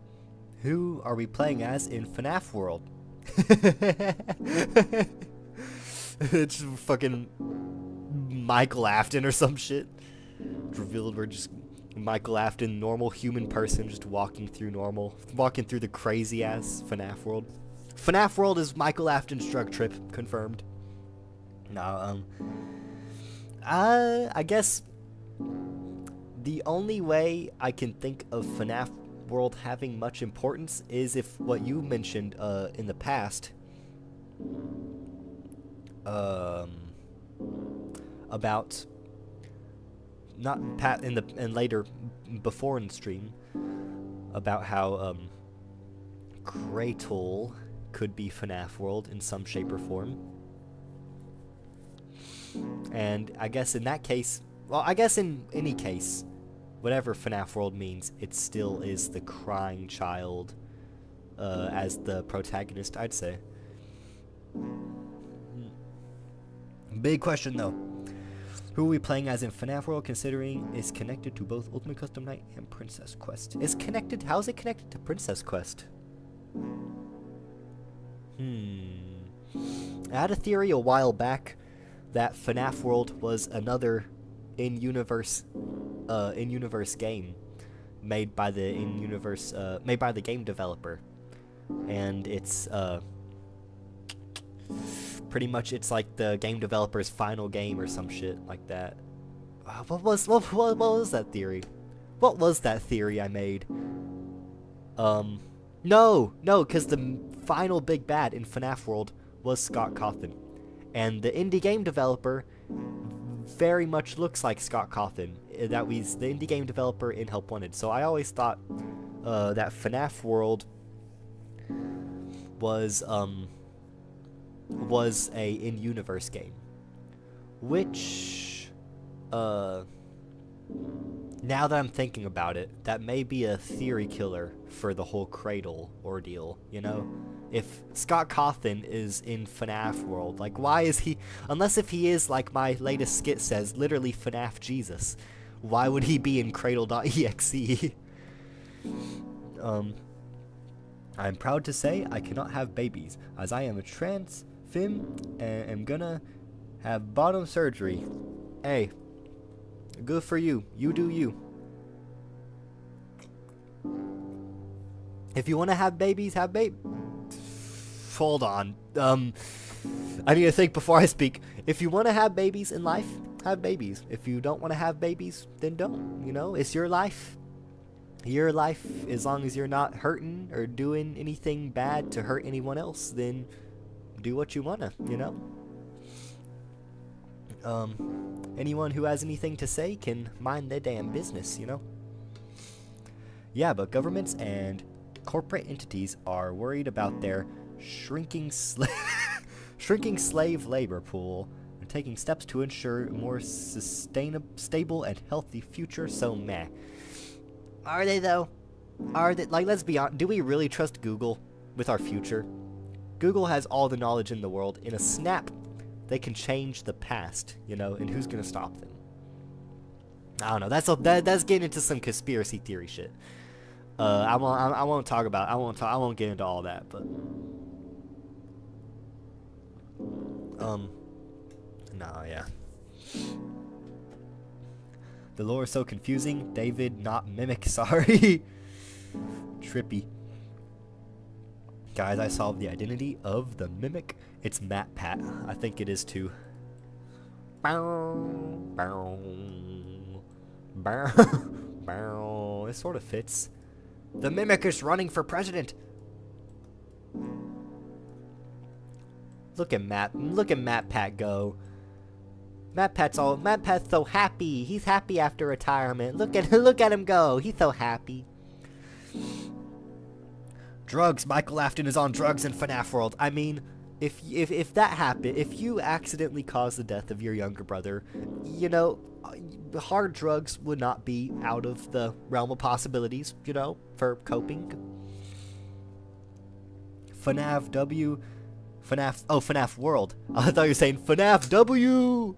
No, FNAF World, Princess and Ultimate Custom Night are connected via Old Man C.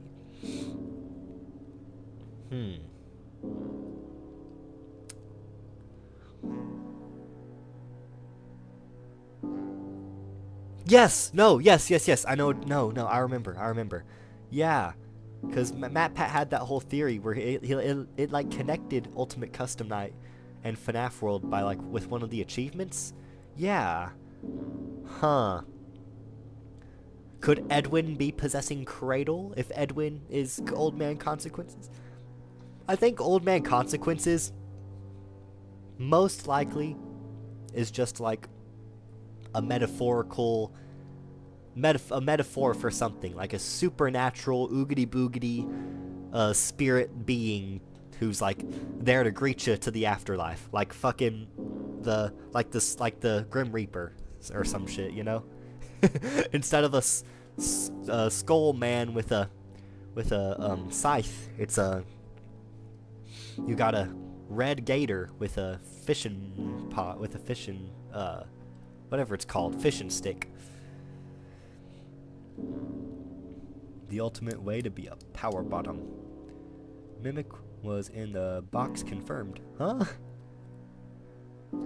There's definitely some. Oh shit! Almost.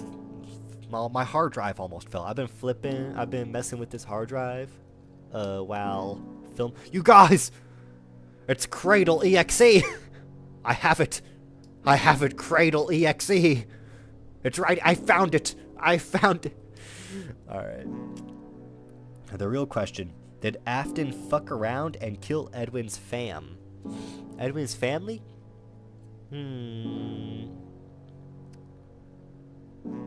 Huh. Did William Afton start the Fall Fest fire?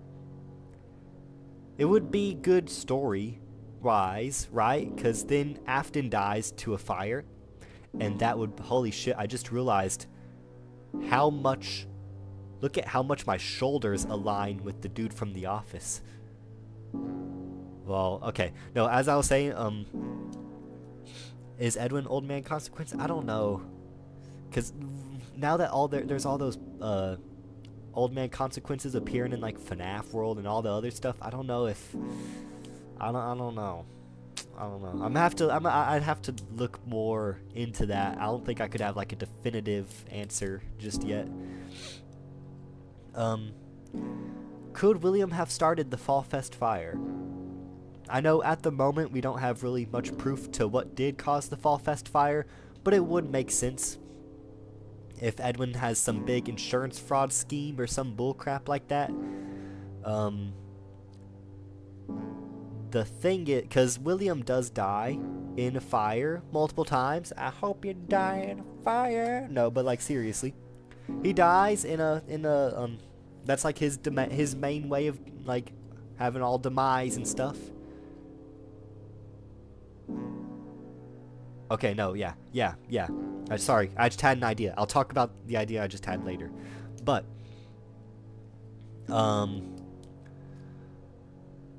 it would make sense thematically, right? It would make what I'm trying to say is it would make sense thematically. He caused a fire to kill one of his first victims, would be Fiona, probably. And now it's like he's also having to pay by fire as well now, because he killed people with fire. Now he's the one on fire. It would be cool thematically, but we don't really have any proof to anything. I assume that's something we may find out with like future installments or something. Fish and stick, lol. Yeah, for Old Man Consequences. Yeah.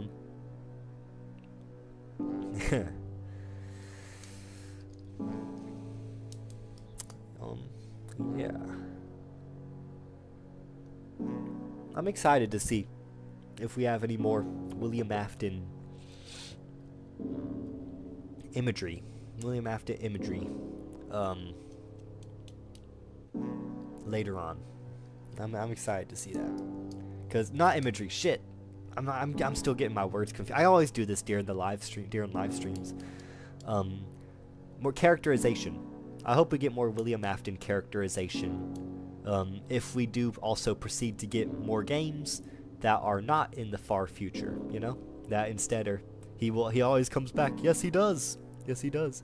I wonder if F10N4 Fiona got with William's wife and Henry's wife, and they're the ones who are pushing to fix the broken kids. You mean like their spirits? What do you mean? Like the broken, like they're the fucking all their spirits are coming together. Girl power, and then they all come together and fucking fix all the kids, let them move on. I like to imagine that all the wives of the family would have some coffee or tea together every once in a while. Have their little girls meet up, be like, "Oh, how is your Henry doing today? Oh, he's doing fine. How about Edwin? Oh, Edwin's wrapped in his robot shenanigans. You know him."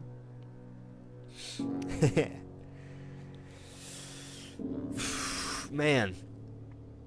But yeah, I'm so glad the stream came out well. I was worried that by doing the stream, cause like usually like my usuals to my streams, usually it's not like FNAF centered. So I was scared. I was like, okay, who's gonna show up to a FNAF stream? I hope some of y'all show up. So thank you guys so much for tuning in. Unless if y'all have any little last minute things y'all would like to discuss about, I think I've discussed pretty much all I was hoping to. All I was came to conclusions that I am satisfied with. Oh shit. Even if we didn't get all the conclusions in the world, But it's been pretty cool, pretty productive. So yeah. Thank you guys for tuning into this stream. Honestly, I'm gonna say this, and I'll say it probably in the future as well again. I'm thinking about starting a new channel so I can separate FNAF commentary and FNAF theory stuff from gameplay stuff. And so that way, anybody who doesn't watch gameplay or who doesn't watch the gameplay streams, they won't have their subscription boxes shoved with stuff that they don't care about. And so that way, you know, the people who watch my like streams or gaming stuff can be on one channel, and the people who watch the FNAF commentary and theory stuff can be on the other. But I'm not gonna be doing that until after I can release Clancy the Clown, because then I will have more time on my hands to actually do that. But yeah, Clancy comes first. Why do you think so many people are down bad for William? 'Cause he's a super evil killer, mysterious person, and I think that's why people love the FNAF lore in general, especially William, 'cause when starting off, they were all so mysterious, which let you as the viewer fill in the rest with your own headcanons, right? Because really, we say we're solving the FNAF lore, all we're doing is trying to figure out Scott's headcanon. But there's tons of other people who aren't theorists, but who see the evidence provided and instead think of their own headcanon, think of what they want to happen instead.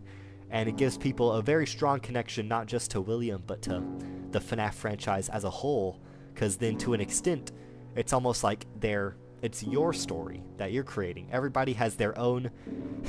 You know the meme about the personalized Super Mario 64 copy? How every copy is personalized? Well, literally, genuinely, every interpretation of the FNAF lore is personalized to your own thoughts and opinions, what you believe and don't believe. And so that gives people a lot of connection. Yeah, especially to William. A lot of people want to turn him into some sexy Tumblr murderer guy, just like they did with Jeff the Killer, you know. Good night, Angel Theory. I'm sorry. I'm still rambling on. I'm sorry. Keep some thoughts on the Cradle X FNAF World crossover potential. Fuck yeah, that's a dope ass crossover. Cradle X FNAF World. That's my favorite ship. No, I think that is very interesting. That is a very interesting connection. I don't know how convinced I personally am to the whole Gregory is a robot version of David thing, but I do think if that is the case, then Cradle could definitely highly be connected to FNAF World. And I think I still will make a theory about it, because the evidence is there, you know. I can't ignore that, as crazy as it sounds. Life is just fan fiction, OMG. Yeah, we are interpreting everything in life through our own lens, through our own mental brain. We all have our own headcanons of life.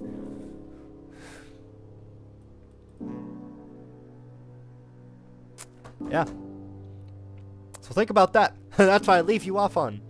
I think Gregory is half robot, but trap flesh above Indo. So his skeleton isn't so his skeleton's just a robot, but he still has but then the question is how?